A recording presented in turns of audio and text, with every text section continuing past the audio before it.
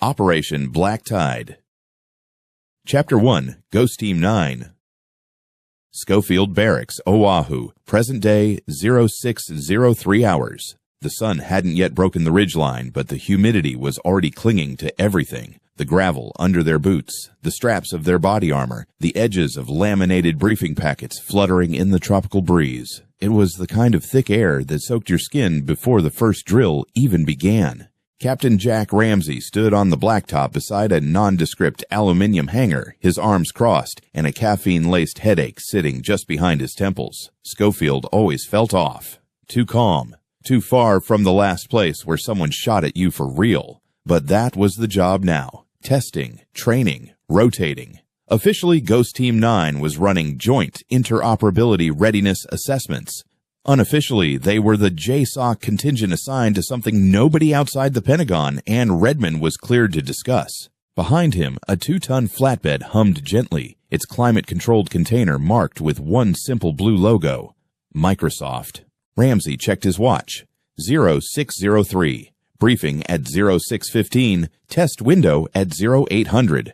A couple hours of standing around between now and then. He took a slow breath, letting the air settle. There was always that moment, right before something changed, where the world felt artificially still. A low whistle broke the silence.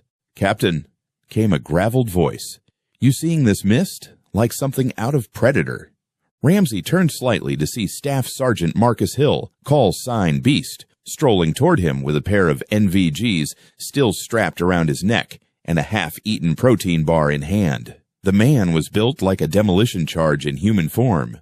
"Don't flatter yourself," Ramsey muttered. "You'd be the first one the Predator takes." Hill laughed. "Fair."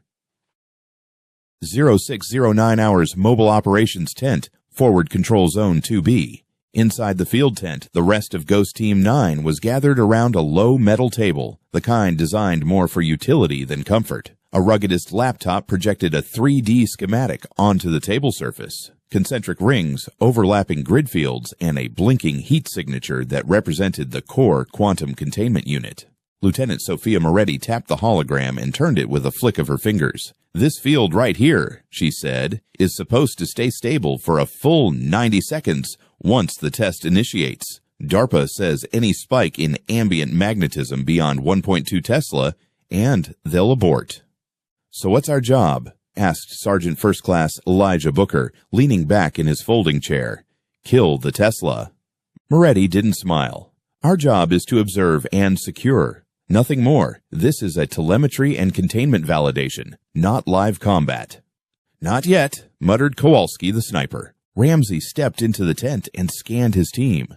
Ghost Team 9 had spent 2 years together under a series of increasingly classified missions. They weren't just sharp. They were interoperable. Army, Navy, Air Force backgrounds, all working under one command. That kind of cohesion didn't come from PowerPoint decks or doctrine binders. It came from shared gunpowder and lost sleep.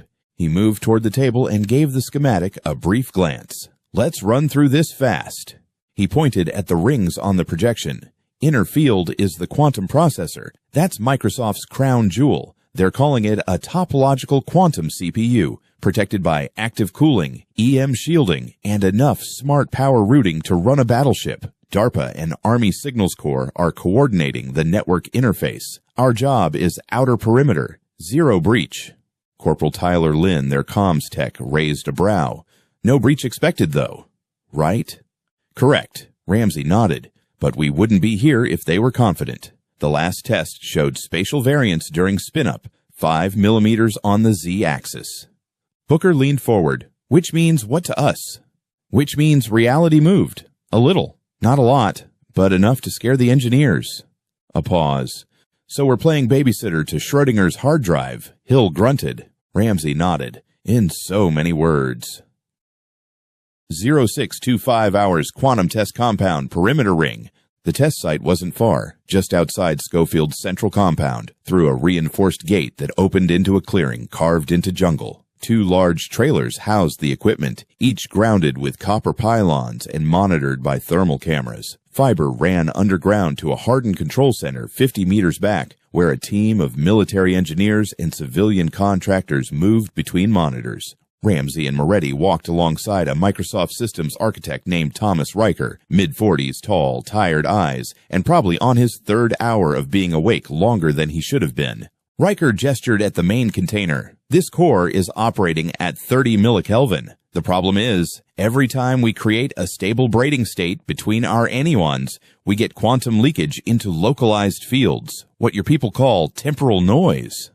Temporal noise? Ramsey asked. You mean time distortion? Riker hesitated.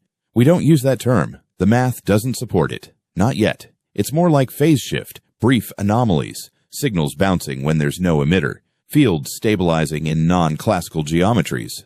It's not dangerous. Moretti raised an eyebrow. Until it is. Riker gave a nervous smile. Hence you. 0640 hours, Barracks Compound, Ghost Team Prep Zone. Back at their staging area, the rest of Ghost Team 9 was gearing up. Armor plates, suppressed rifles, lightweight drone modules, portable EM counters, comms nodes. If something went wrong and they needed to move fast, every second of prep mattered. Sergeant Ruiz, their medic, checked and rechecked the inventory of trauma gear, not because he expected casualties, because he always did. I still don't like this, Kowalski muttered, checking his M110. There's something off about working with civilians. No ROES. No fallback chain. Booker, the oldest in the group, gave a nod. And no exit strategy. Lynn broke in from the comms kit. We've got a clean local net. No external feed. No uplink to StarNet. Even drone sync is sandboxed. Kowalski grunted. We're flying blind. Beast sat on a crate nearby, unwrapping another protein bar. Welcome to tomorrow. 0700 hours, command tent. The assembled parties gathered inside the hardened tent. 2 DARPA observers, 1 Signals Course colonel, and 2 Microsoft engineers. Ramsey stood alongside Riker at the tactical display. The countdown had begun. Riker's voice was calm but dry. Phase alignment starts in 30 minutes. When the CPU enters the braiding loop, we'll activate the spatial containment dome. You'll feel a static surge. That's normal. What's not normal? Ramsey asked. If you feel like your stomach's missing, you smell ozone, or you lose 5 seconds of memory, that's a problem. The room fell quiet. Then the colonel cleared his throat.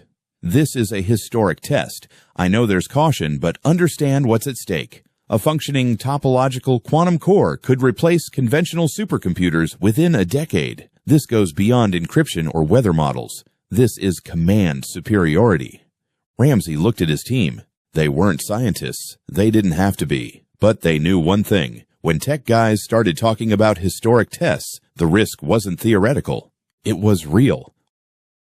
0732 hours test ring. The humming had begun. Not from the machines, but from the air around them. Low frequency. Sub-audible. The kind that you didn't hear with your ears, but with your teeth. EM counters ticked, sensors spiked, and in the middle of it all sat Microsoft's quantum processor, encased in vacuum shielding, cooled by nitrogen, and glowing faintly under layered halogen lighting. Ramsey walked the outer ring, helmet clipped on, eyes sharp. Ghost Team 9 moved with purpose but not panic. Each man and woman followed their role, 1 on Overwatch, 2 on internal relay, 1 at the drone pad, others at quadrant checks. Then the voice in Ramsey's comms chimed in. Iron Halo to Ghost Actual. Containment field is stabilized. Initiating braiding loop in 90 seconds. Ghost Actual copies. Team in position. He looked out across the clearing. Somewhere beyond the trees, the sun was rising. Another perfect Hawaiian morning. For now. Chapter 2. The Test. 0750 hours. Quantum Test Zone, Schofield Barracks, Oahu. The countdown ticked below 10 minutes, and already the air round the clearing felt unnaturally still. Not hot, not cool, just wrong. Captain Jack Ramsey stood at the edge of the outer ring, helmet clipped to his belt, radio silent, eyes tracking slow. Beneath his boots, fiber-reinforced concrete hummed faintly, the subtle resonance of shielded current surging through buried cables. Everything here was engineered, hardened, regulated, isolated, and yet it felt unstable, as if the island itself had gone quiet, to brace for something unrecorded. The core housing, a hexagonal column encased in vacuum shielding and guarded by nested EM baffles, stood 20 meters away. The Microsoft logo gleamed in matte gray on its side, understated but unmistakable. Scientists moved in its periphery, technicians, contractors, 2 DARPA engineers, all making final adjustments on ruggedized tablets. No one ran, no one shouted. That, Ramsey knew from experience, was worse. He keyed his throat mic. Ghost Actual, sound off, final status check. The replies came crisply, each operator calling from their assigned quadrant. Ghost 2, perimeter north, clear. Ghost 3, Overwatch active, optics clean. Ghost 4, comms stable, thermal baseline holding. Ghost 5, west flank, no contact, rifle green. Ghost 6, medrig prepped, ready. Ghost 7, drone standby. Ghost 8, demo set, no anomalies.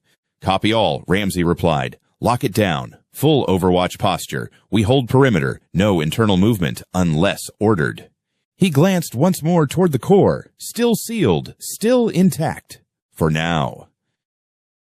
0752 hours. Observation control bunker. The control bunker sat beneath 2 meters of hardened concrete and thermal insulation. Inside, the air was cool and dry, regulated to prevent moisture drift during calibration. A single wide panel showed live feeds from 12 angles, each tracking heat signature, field variance, and magnetic integrity. In the center of the room, the core's live state readout pulsed slowly, like a heart. Riker, Microsoft's senior systems architect, stood stiffly beside Colonel Blake of the Army's Signals Corps, neither man speaking. Between them stood Dr. Christine Tao, DARPA's liaison for quantum systems integration. Her face was unreadable. We're within tolerance, Tao said finally, pointing to the thermal delta window. The core is holding. Stabilizer coils are nominal.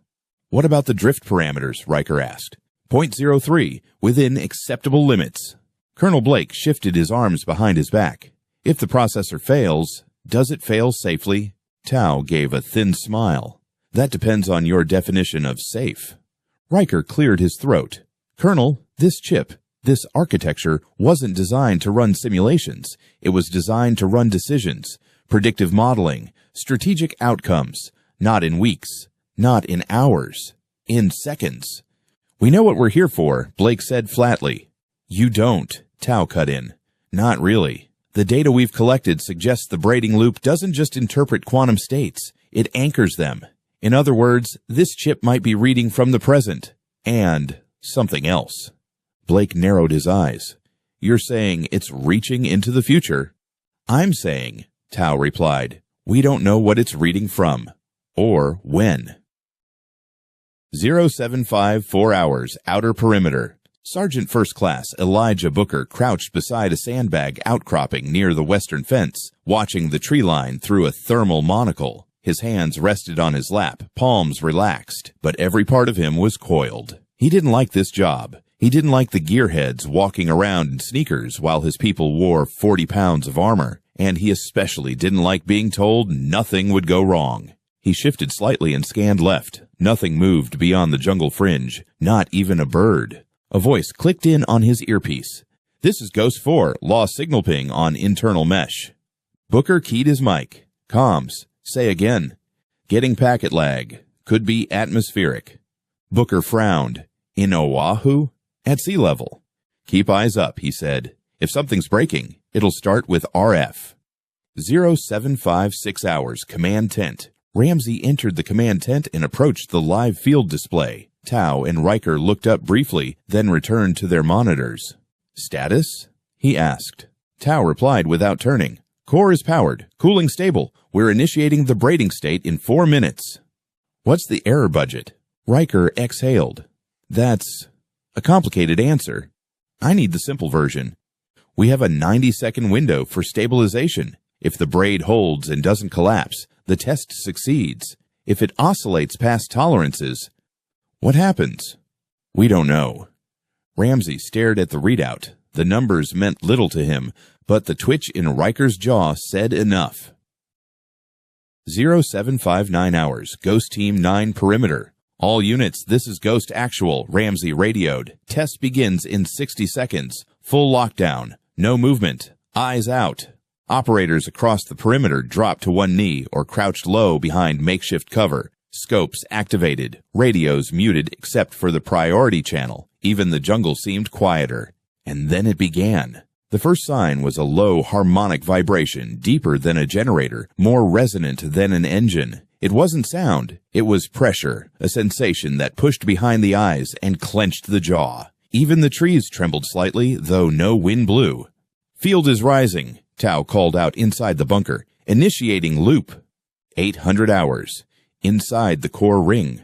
Blue light arced faintly across the seams of the core housing. From above, it looked like a slow-motion ripple, moving outward in a perfect circle, distorting the air just slightly. Ramsey watched from the edge, his hand resting near his sidearm, though he couldn't have said why. "Field strength climbing, 86%. Holding. CPU braid is forming." Moretti's voice came through the comms. "Thermal spike in the southeast quadrant." Ramsey turned.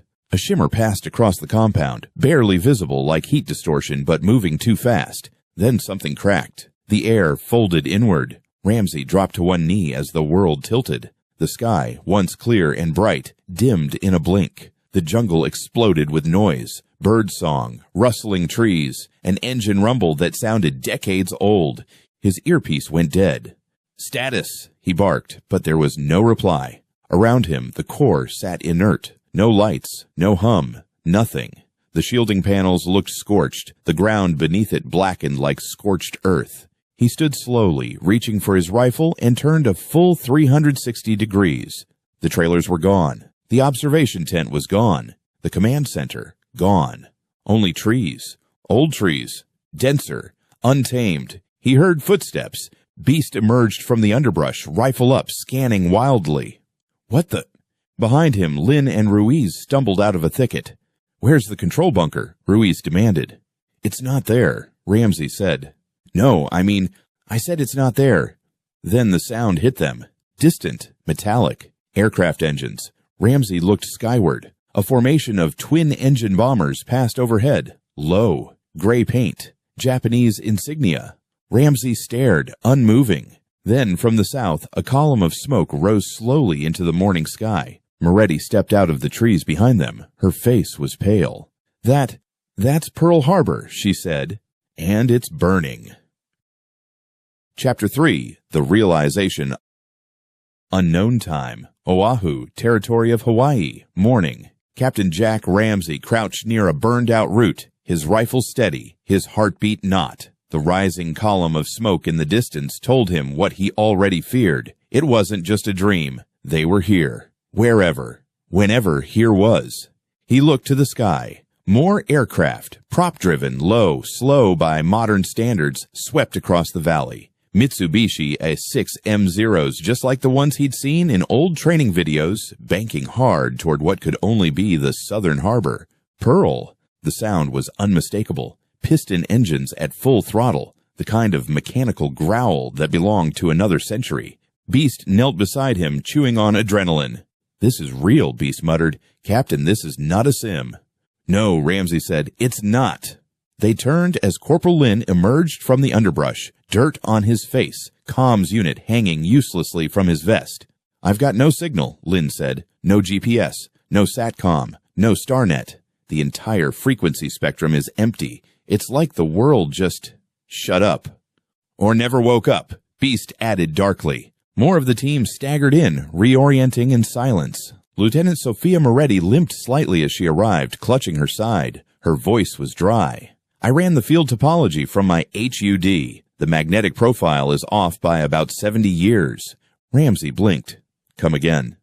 "This isn't just a dead zone. The entire signature of the EM field is different. This isn't the present." "What are you saying?"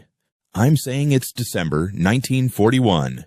Camp setup, makeshift ridge overlook. By 0835 hours, if it could even be called that anymore, Ghost Team 9 had formed a tight perimeter around a small ridge overlooking the southern shoreline of Oahu. It was clear they were still on the island, but everything else had changed. Gone were the satellite towers, gone the tarmac roads. The infrastructure was sparse, primitive. Power lines sagged on wooden poles. Old Jeeps, not Humvees, not MR apps, rattled down dirt roads far below. Ford Island stood across the channel, battleships moored in tight lines, white paint shining in the sun. Doc Ruiz shook his head in disbelief. Those are the Pennsylvania, the Oklahoma, the West Virginia, all still intact. How do you know that? Asked Lynn. I'm a medic, not a moron. I did my Navy tour before SOCOM, visited the museum. Moretti added, USS Arizona's not sunk yet. You'll know when it is. They sat in silence. A low drone of distant explosions punctuated the air. Smoke plumes rose higher. Flak bursts dotted the sky. Japanese planes swarmed overhead, unchallenged, untouched. It's the attack, Ramsey said. The attack. Beast looked around. And we're 20 minutes late. Team briefing, 0850 local time. Ramsey gathered the team in a semicircle, rifles slung, gear dusty but intact. They had enough ammo for 2 firefights, maybe 3. A few drones, untethered from network sync but operable in manual mode. Lynn was already trying to recalibrate frequencies for low-range VHF. It wasn't working. All right, Ramsey began. I don't care what just happened. We're still a team. Still a mission. First priority is head count. They went down the line. Everyone was present. Gear was mostly intact, but the comms uplink had burned out and all GPS devices were showing location 00. Next priority is orientation, Ramsey said. We confirm time and location through direct observation. No assumptions. Moretti pulled out her portable EM spectrometer and held it up. We already know the location. This is Oahu. And the time. Look around you, Captain. The planes. The ships. The absence of modern anything. Beast grunted. We're not in Kansas anymore. No, Ramsey said. We're in ourselves. The question is, what do we do about it?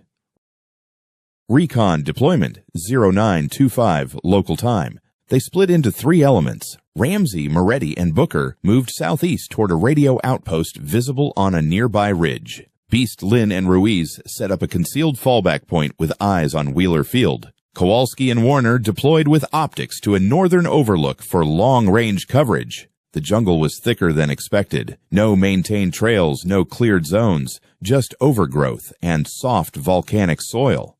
As they moved, Moretti whispered, time displacement on this scale has no known precedent. Not helping, Ramsey muttered. I'm just saying. This wasn't supposed to happen. That core was topologically isolated. Even if there was a cascade, the loop shouldn't have affected spatial positioning. But it did. Yes, and not just space. Time dot. They crested a ridge. From there, they could see the full scope of Pearl Harbor. Columns of smoke rose from several battleships. Fires raged along the docks. Anti-aircraft guns finally began firing, but slowly, erratically. The base was caught off guard. Booker looked through his scope. Jesus, they don't even know what's hitting them.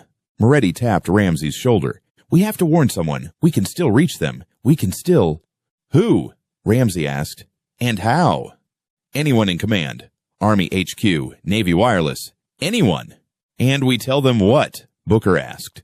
That we're time travelers? That we have knowledge of future events? Better than doing nothing. Ramsey stared at the destruction below. He didn't answer. Encounter roadside bunker, 1,003 hours. The team descended toward a narrow dirt path leading to what looked like a small comms outpost. A single wooden guard shack stood by the edge, sandbags piled around the perimeter. A corporal in khakis stood outside, smoking a cigarette. He looked up as they approached, 8 heavily armed modern armor operators moving through the underbrush like shadows. The cigarette fell from his mouth. Holy Mary, Mother of... U.S. Forces, Ramsey called out. We're not hostile.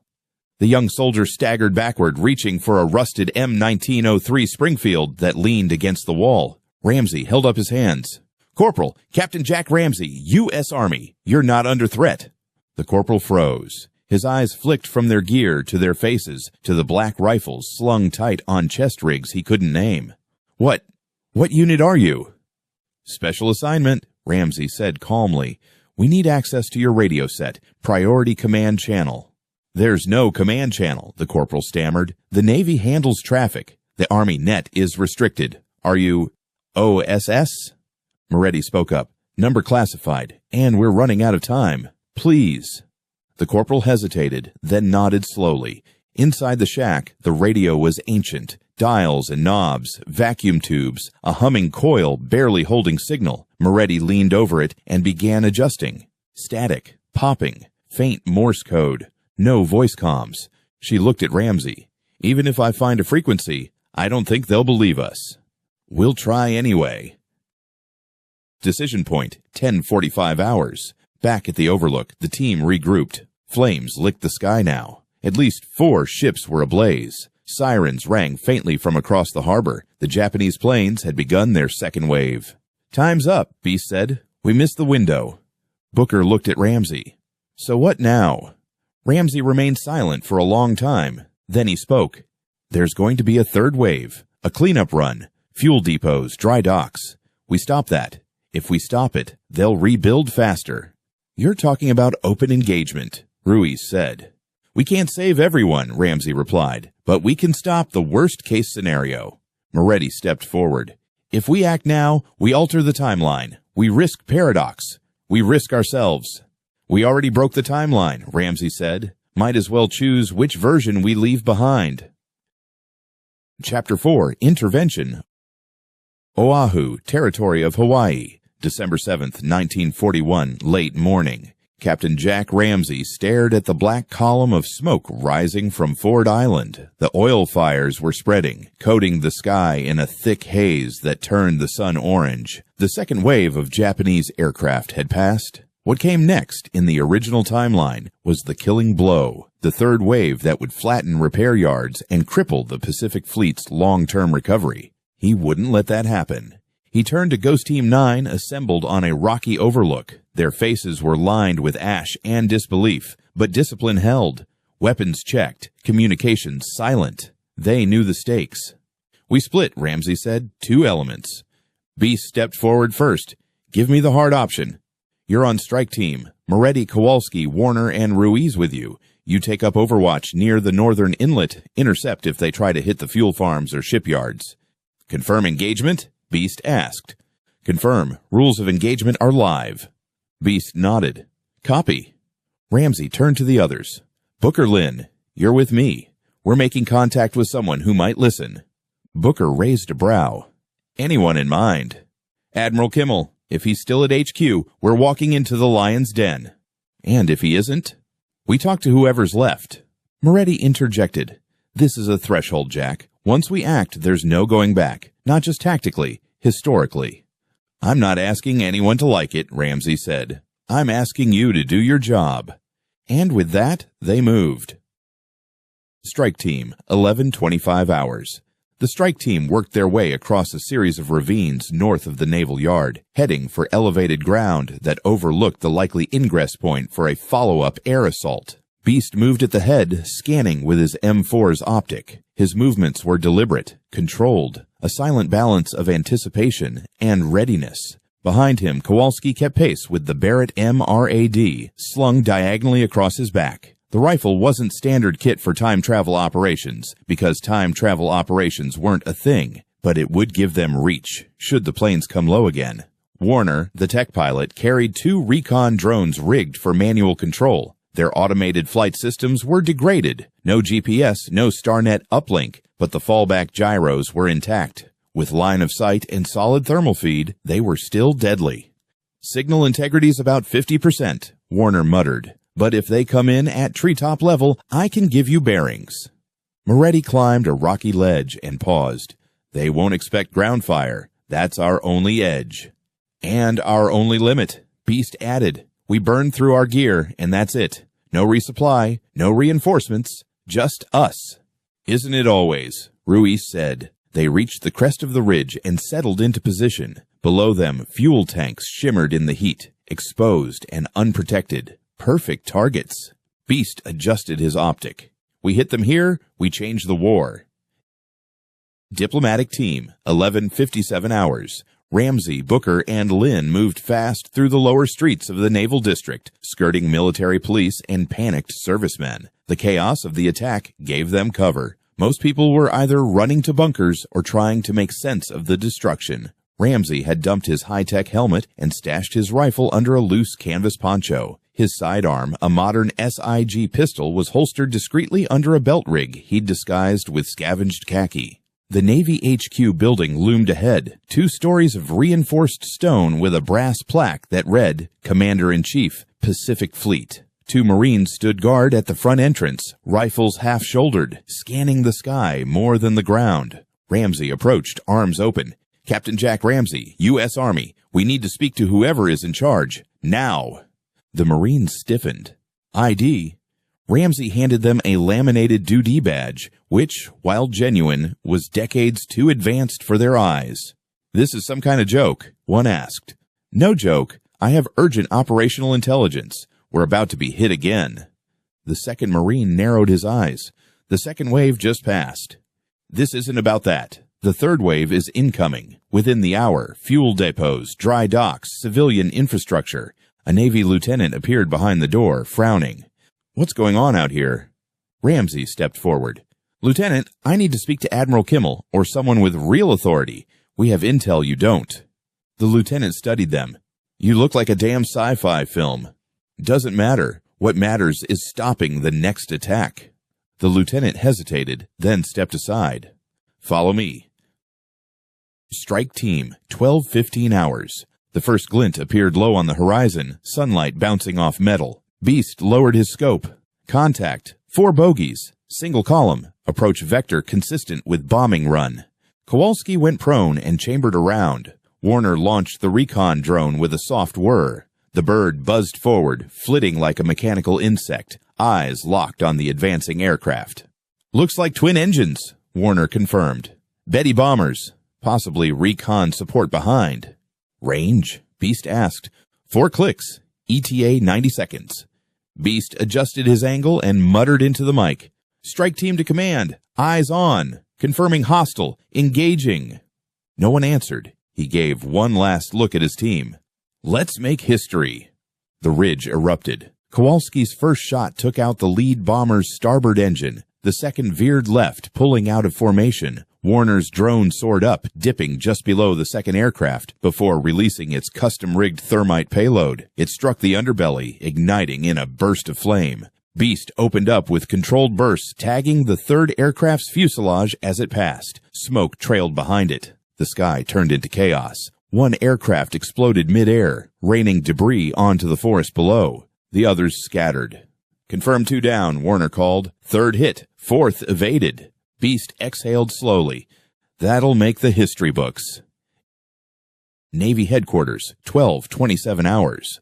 Inside a secondary operations room, Admiral Husband Kimmel stood before a map of the Pacific. Sleeves rolled, eyes bloodshot. He'd just returned from the naval yard. Ash stained his boots. Let me get this straight, he said. You 3 soldiers claim to be from a future war. Ramsey held steady. Number, we're from the same war, just a different chapter. You expect me to believe you time-traveled? No, sir, I expect you to listen to what comes next. Kimmel crossed his arms. You say a third wave is inbound. Yes, that's when they'll hit the dry docks, fuel storage, civilian infrastructure. If they succeed, you won't have a functioning fleet for years. And how do you know this? Ramsey reached into his cargo pocket and produced a folded laminated sheet, a satellite printout of the 1941 Pacific Fleet layout, annotated with impact projections and bomb trajectories. He laid it on the table. Kimmel studied it for a long time. You're either the best liars I've ever seen, or the most dangerous. Ramsey said nothing. Then Kimmel snapped to one of the aides. Signal Wheeler Field. Mobilize all AA batteries facing northwest. Elevate patrol aircraft. No questions asked. He turned to Ramsey. I don't believe you, but I can't afford not to. Strike team. 1,241 hours. The remaining Japanese bombers peeled away. One descended low over the bay, trailing smoke. Beast watched through binoculars as it lost altitude, skipped across the water, and exploded in a fireball. Warner's drone returned, scorched but functional. That's it, Beast said. They're pulling back. Then we did it, Ruiz whispered. We changed the war. Moretti looked down at the burning wreckage. Let's just hope we didn't change more than we meant to. Chapter 5. Fallout. Naval Headquarters, Pearl Harbor, December 7th, 1941, 13:15, local time. The operations room had settled into a low buzz, punctuated by the occasional barked order or hiss of static from the radios. The initial panic of the morning had cooled into a kind of furious triage. Lists of the dead, ship assignments, fuel level audits, damage control reports. The smoke outside still clung to the harbor like a funeral shroud. Admiral Kimmel stood at the far end of the war map table, his hand resting on the edge, his jaw clenched tight. He hadn't spoken in 3 minutes. Opposite him, Captain Jack Ramsey waited. He didn't move, didn't blink. He had given everything. Names, coordinates, tactical forecasts. All of it accurate, all of it impossible. To one side, Lieutenant Commander Edgar Brogan, Naval Intelligence, paced in tight lines. His eyes hadn't left Ramsey since the moment he'd walked in. "This doesn't track," Brogan muttered. "No unit assignment, no rank insignia we recognize, weapons I've never seen, and this intel." He gestured toward the satellite printouts. "It's not from any theater we know, or any technology we own." "You saw the results," Kimmel said quietly. Brogan didn't back down. "I saw men with advanced weaponry shoot down Japanese aircraft before the third wave. That doesn't make them allies. That makes them an unknown variable." Kimmel looked to Ramsey. "Captain, are there more of you?" "Yes." "Armed?" "Yes." "Will they follow your orders?" Ramsey hesitated. "They'll follow mission parameters. Those are evolving." Kimmel studied him for a long moment. "Then, until we understand who you are and why you're here, you and your men are to remain under direct observation. You'll be escorted to a temporary barracks under Marine Guard. You'll be treated with respect, but if you breach protocol or attempt to disappear, you'll be treated as enemy combatants." Ramsey gave a small nod. "Understood." Provisional detention quarters, 14:05 hours. The room was small, concrete, and windowless. It had once been a storage annex for documents, but was now converted into a makeshift holding space with 3 cots, 2 folding chairs, and a coffee pot that hadn't been cleaned since the Roosevelt administration. Booker sat on the cot with his arms crossed. Lynn worked silently on his broken comms rig, rerouting wires with no uplink to connect to. "Feels like prison," Booker said. Ramsey shook his head. "It's not. Yet. They're afraid of us." "They should be." Lynn spoke without looking up. "Still no signal. It's not just jamming. The uplink hardware doesn't even recognize the frequency bands anymore." Ramsey turned to him. Meaning we're stuck. There's no return channel, the core's dead, or we're too far out of sync to receive." Booker looked between them. "So it's not a question of if we're going home. It's whether we ever could." Strike Team, 15-12 hours. Beast, Moretti, Ruiz, Kowalski, and Warner sat under a camouflage canopy at their fallback point overlooking the naval fuel yards. Their gear was dusty, their nerves frayed. "I still don't understand how this happened," Warner muttered. "Topological quantum systems aren't supposed to interact with gravity wells." Moretti replied, "They're not supposed to interact with anything. But if the core reached temporal resonance during braid collapse, then we didn't travel through space." "We fell through time," Ruiz said. Beast grunted. "You sound like you regret it," Kowalski said. Beast looked out at the harbor. "Number, I just wonder what else we changed." Tokyo, Imperial General Headquarters, 16:45, local 11:45 Hawaii time.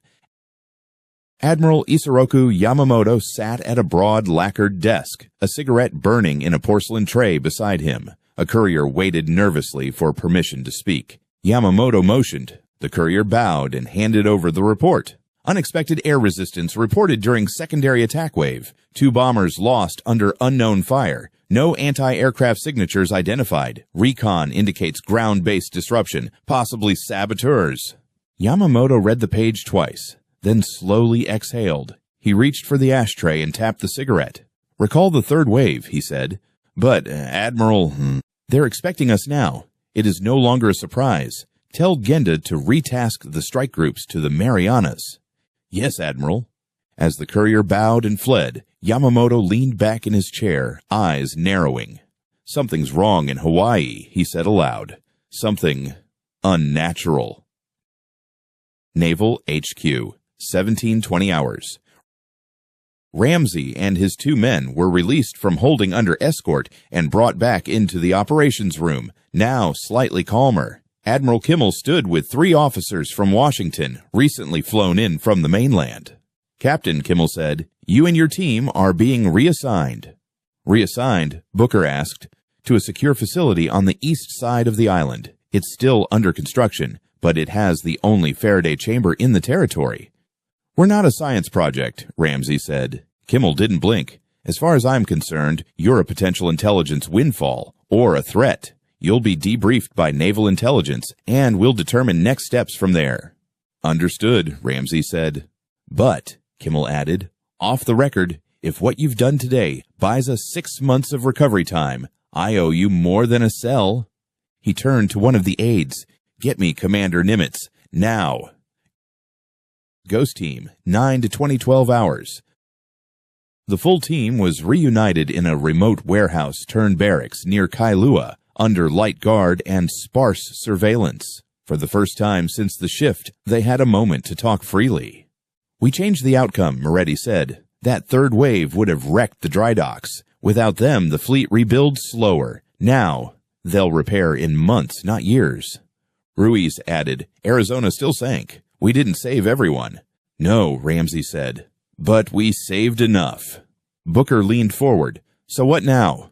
We plan, Ramsey replied. We don't know if we can go back, but we know this. We're in 1941. The war is just beginning, and so is our part in it. A silence passed through the group. Beast broke it. You thinking what I'm thinking?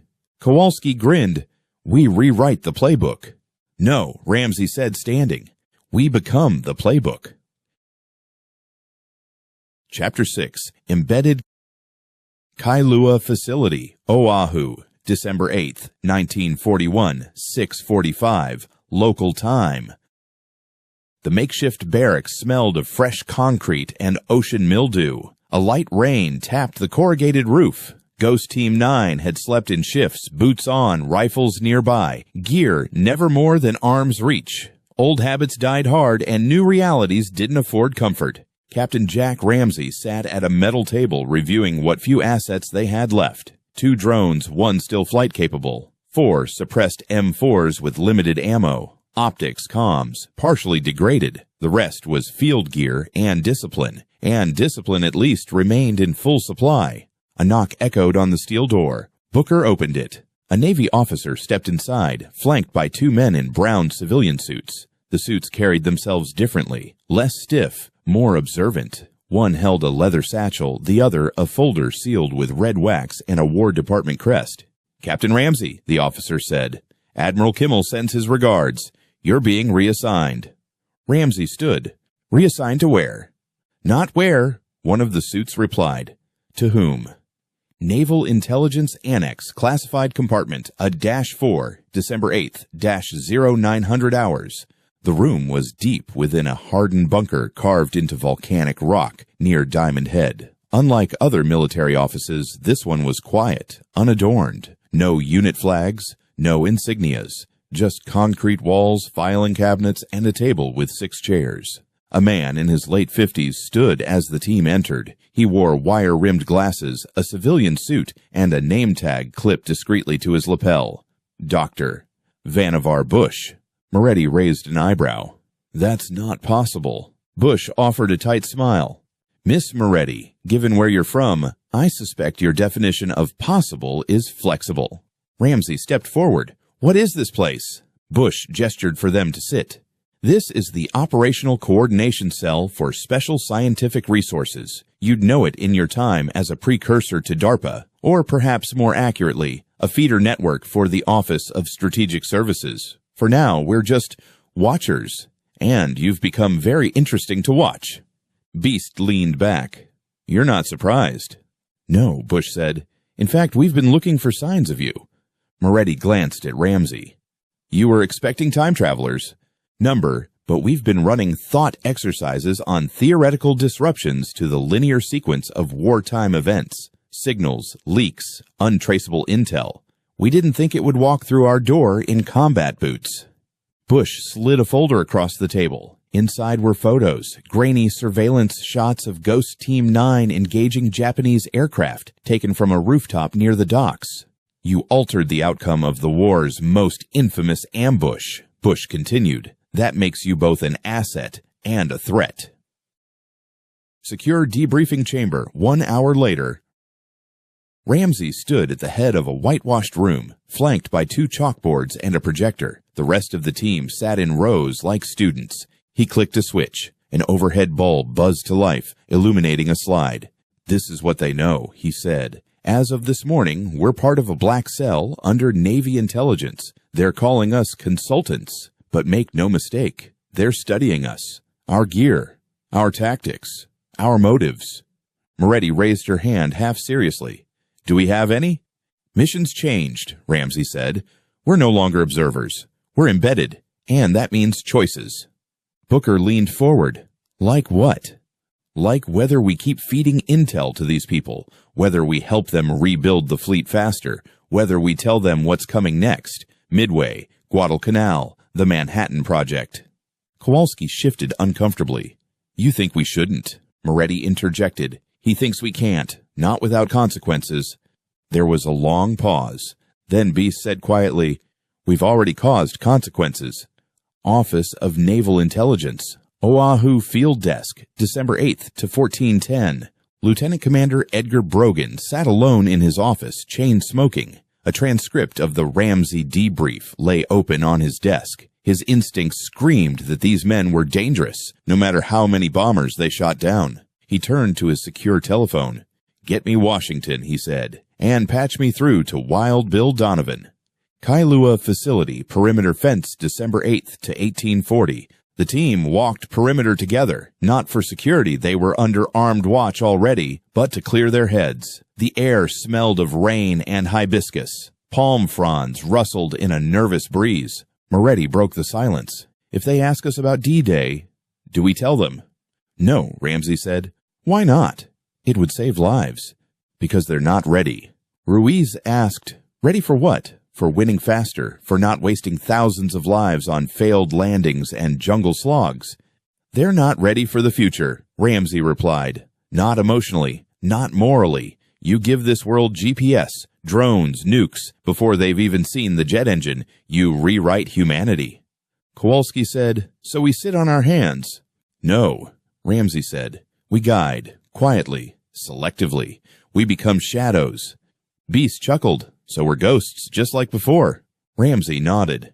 "Exactly like before." Washington, D.C., Donovan's office, Office of the Coordinator of Information, December 9th at 8 a.m. Eastern Time.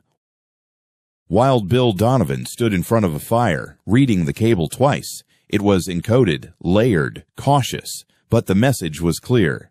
Unidentified operatives, high-value gear, predictive capability exceeding any current theater asset, under temporary control.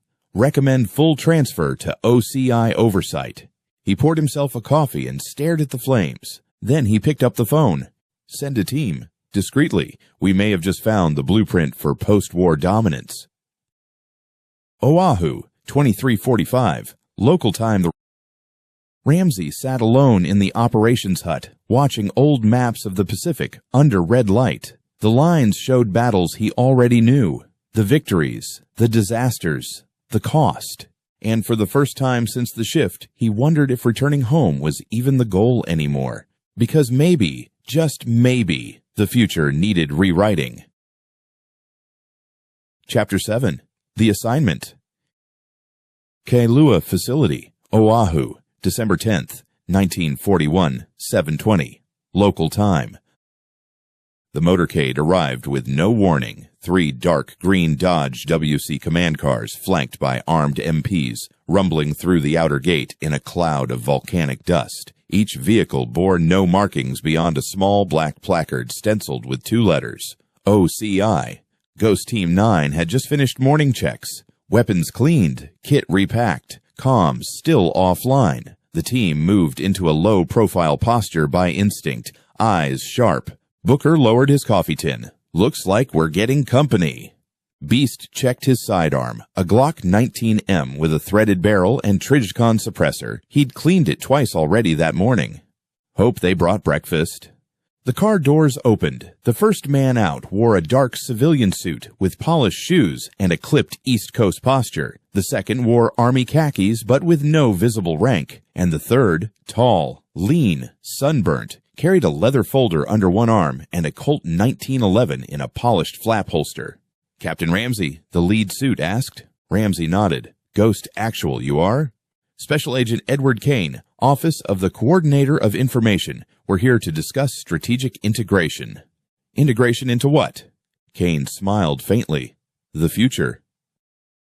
Operations Tent, 800 hours. The team gathered around a folding table beneath canvas. Kane laid out a large-scale map of the Pacific. Islands were circled in red pencil. Others crossed out entirely. Thin lines connected dots stretching from Tokyo to the Marshalls to Midway. "We're losing this war," Kane began, "but we don't have to. Not now. Not with your help." He tapped a spot near the western edge. "Japanese intelligence is active in the Hawaiian Islands. We've confirmed signals from a civilian informant to Tokyo, coded weather reports, ship movements, officer rosters." Moretti spoke up. "You want us to cut the line?" "We want you to poison it." Kane flipped a page in his folder, revealing a photograph, grainy, high angle, likely taken from a rooftop. "This is Haruto Takahashi, posing as a language tutor, real name unknown. We believe he's coordinating intel dispatches via shortwave from a butcher shop on North King Street. We need him neutralized, quietly, and we want a new message sent through his rig, one we write." Beast leaned forward. "That's not recon. That's wet work." Kane met his eyes. "It's also containment." Gear loadout, 0930 hours. The team prepped under a low overhang near the motor pool. Their modern weapons gleamed dully in the shaded light. Ramsey checked the suppressor on his rifle, an H&K 416D 14.5 RS, chambered in 5.56 NATO, EO Tech EXPS, 3 holographic sight, G33 magnifier, surefire light, and an NGAL laser illuminator mounted to the rail. Every inch of it screamed 21st century warfighter. Ruiz packed a Sig Sauer MCX Rattler, ideal for close quarters, with subsonic rounds and a dead air suppressor. He paired it with a minimalist trauma kit, quick clot, tourniquets, decompression needle, Israeli bandages, all compact, all modern. Kowalski cradled his Barrett MRAD in 338 Lapua Magnum, suppressor fitted, optics zeroed. He grunted at the extra weight, but didn't complain. Warner checked the recon drone, manual controls only, no GPS stabilization. He had mounted a microcamera wired to a GoPro battery rig, barely holding charge.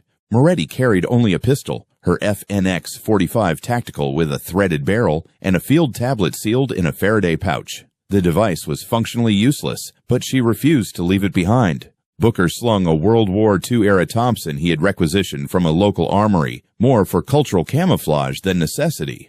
"This thing weighs more than I do," he muttered. "God bless American steel."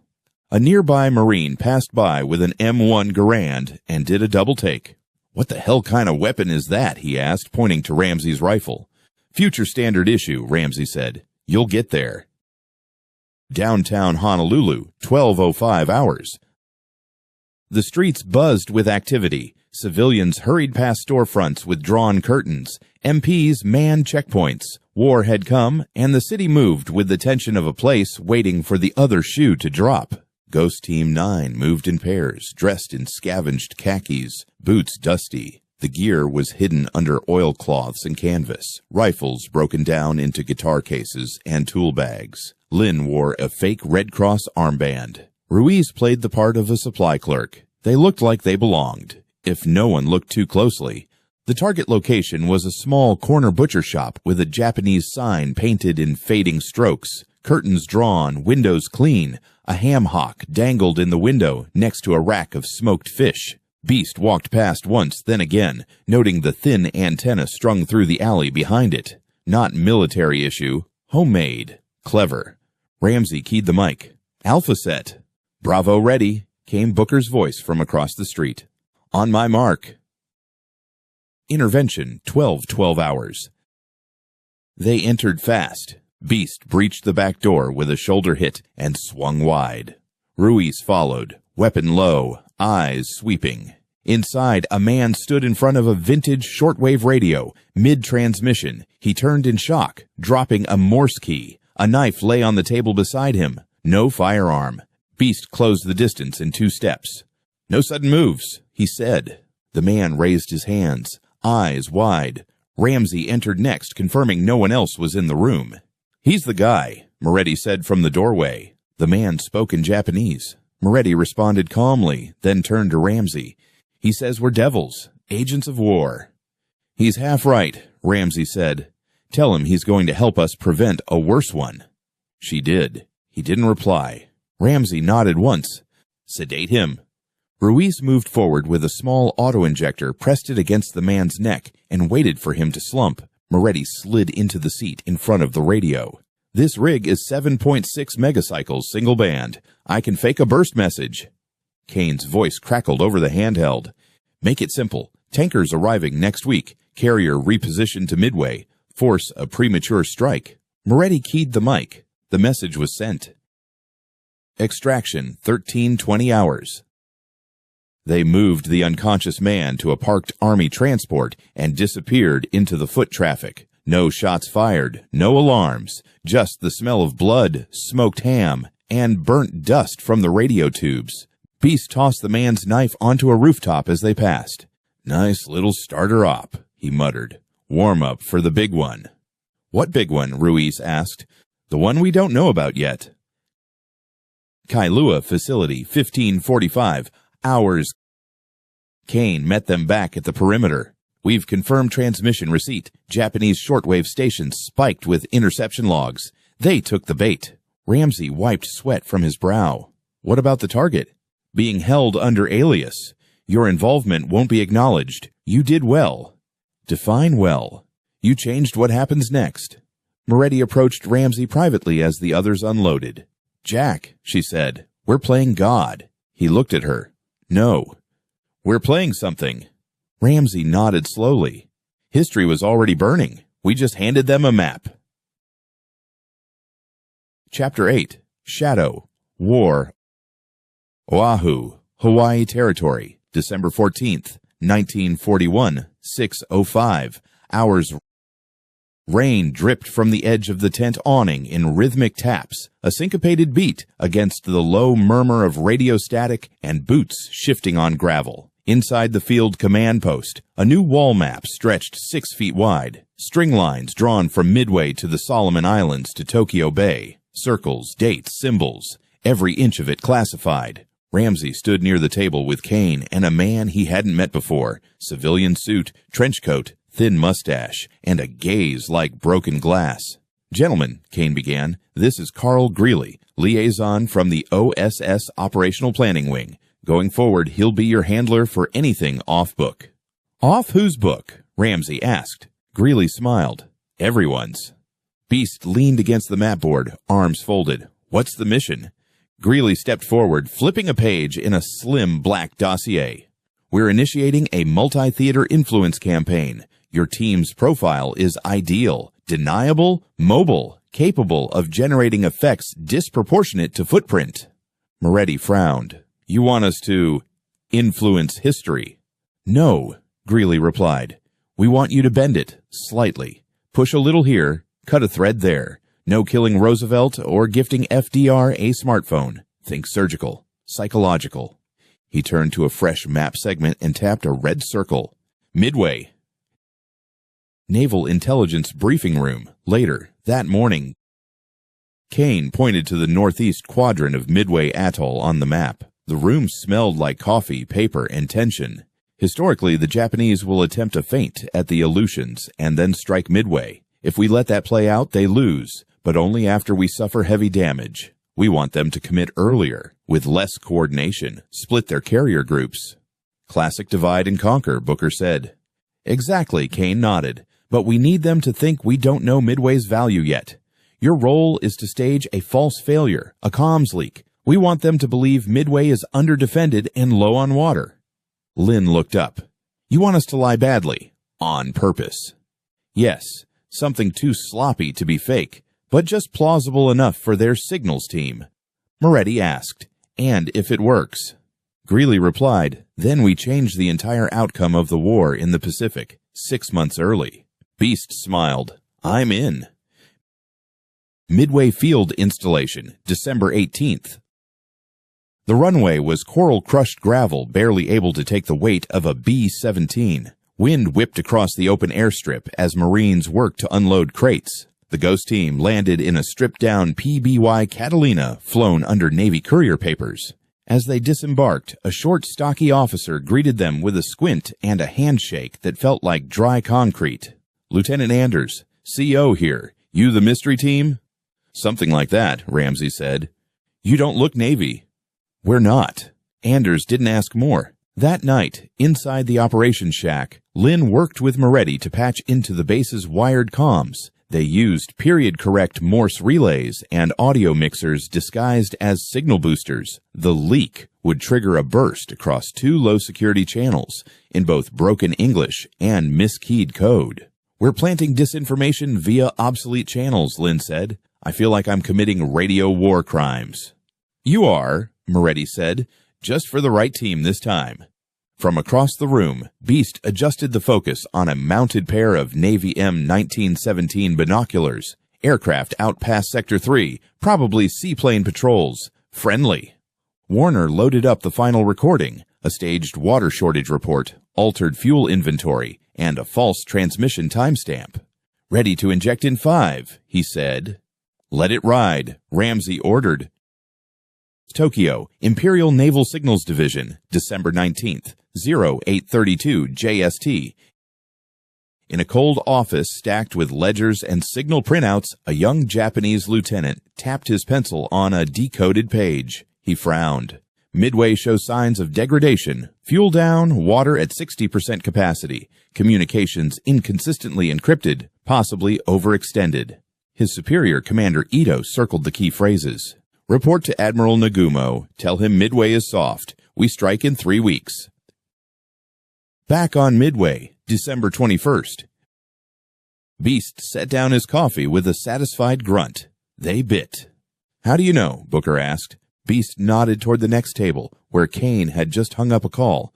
"Because spooks only smile when they win." Kane turned to them.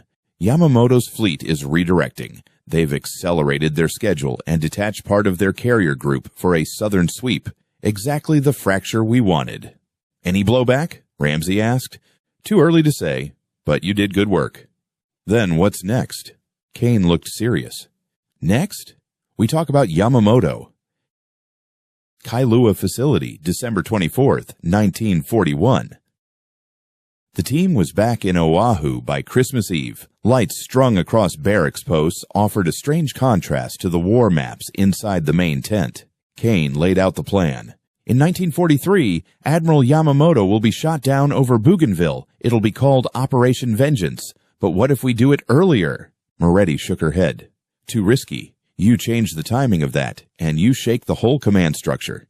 "But if we pull it off," Kane said, "you eliminate Japan's most respected strategist before he consolidates the Pacific Fleet again." Ramsey spoke carefully. "That's assassination." Kane shrugged. "It's war." Beast tapped the table. "I'll do it." "No," Ramsey said. "We're not doing anything until we understand the ripple effects." Kane stood, folding the file. "You don't have forever to decide." He walked out. Later that night, barracks tension simmered between bunks. Booker leaned over his cot. "We kill Yamamoto now, and the entire Pacific strategy could collapse." Beast didn't look up. "Maybe that's the point." "What if we're not making things better, just different?" Lynn asked. Kowalski chimed in from the corner. "Different might be enough." Ramsey sat with a notebook in his lap, the pages filled with events he could no longer be sure would happen. "We don't strike until we understand the cost." "Who decides that?" Moretti asked. Ramsey looked at them all.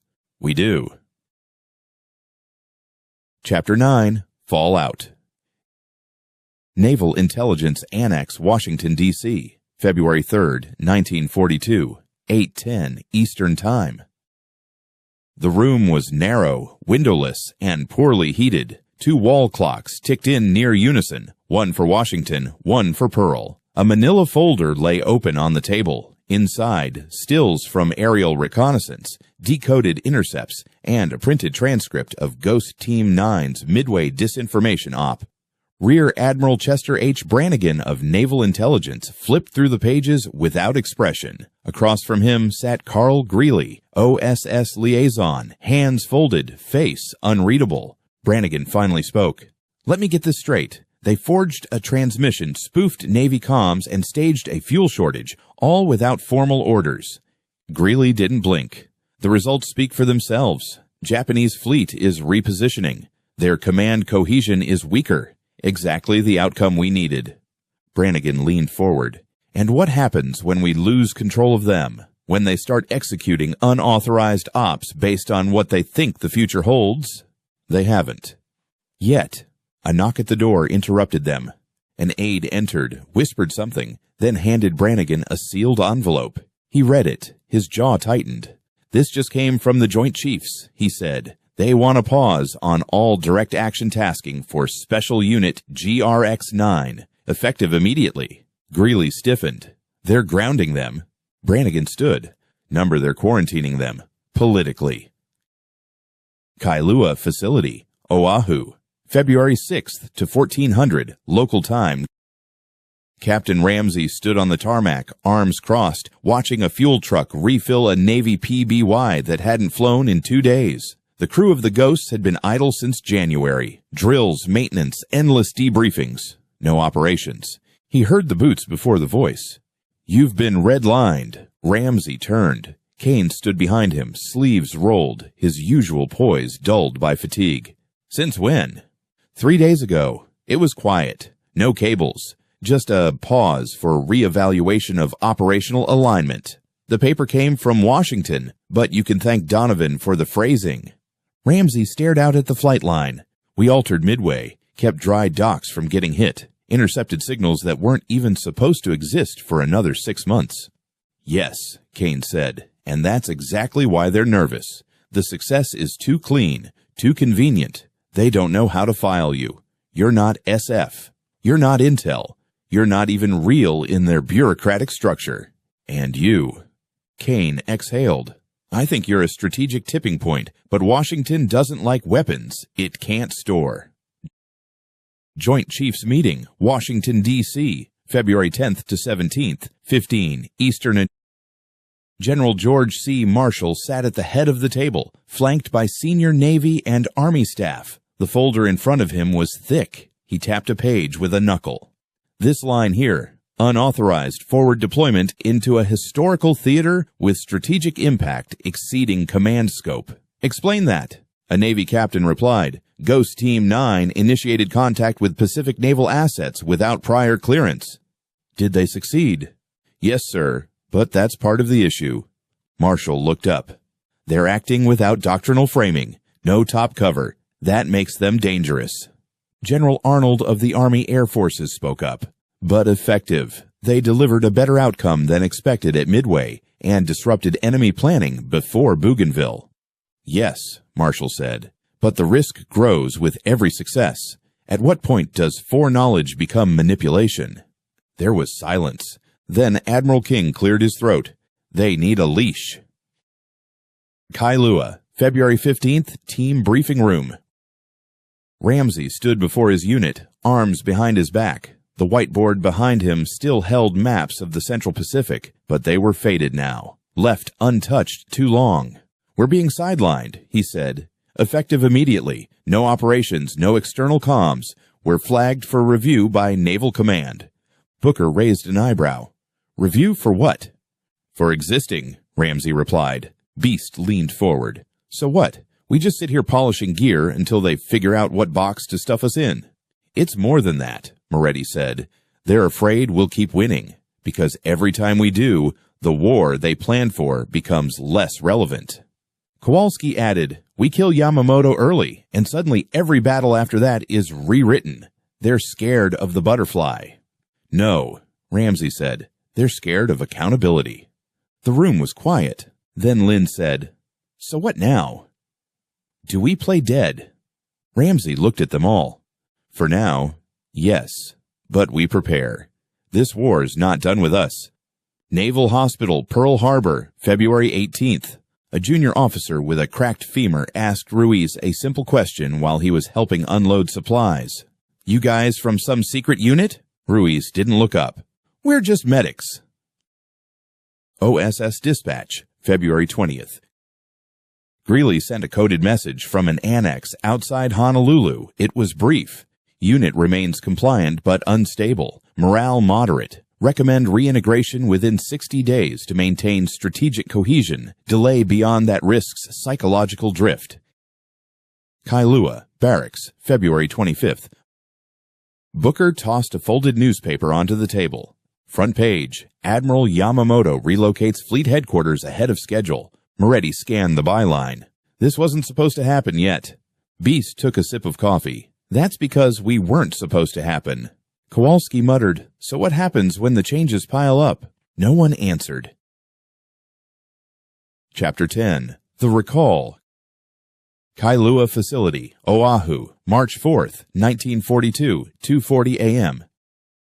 The knock came before dawn. 4 sharp raps against the steel barracks door. Ghost Team 9 had been in enforced idleness for 6 weeks, long enough to make paranoia feel like routine. Weapons stayed in reach, boots slept beside bunks, and no one snored anymore.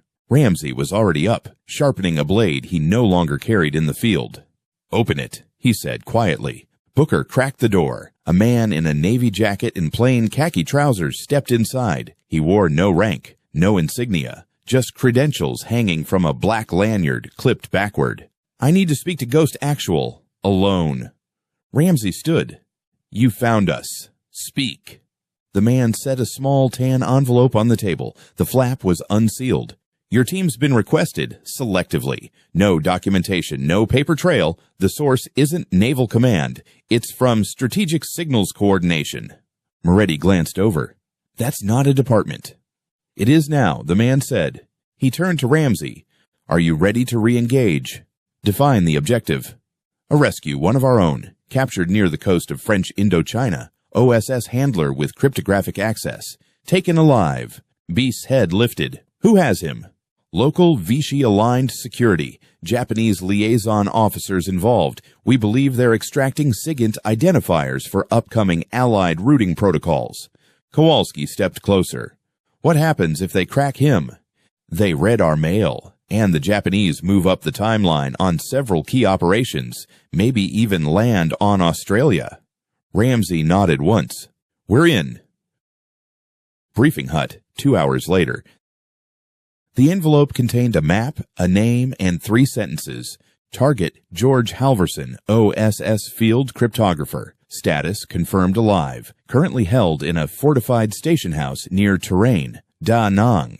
Extraction required before March 10th. Kane entered mid-briefing, trenchcoat damp with coastal rain. This never happened, he said. You're late, Ramsey replied. Deliberately.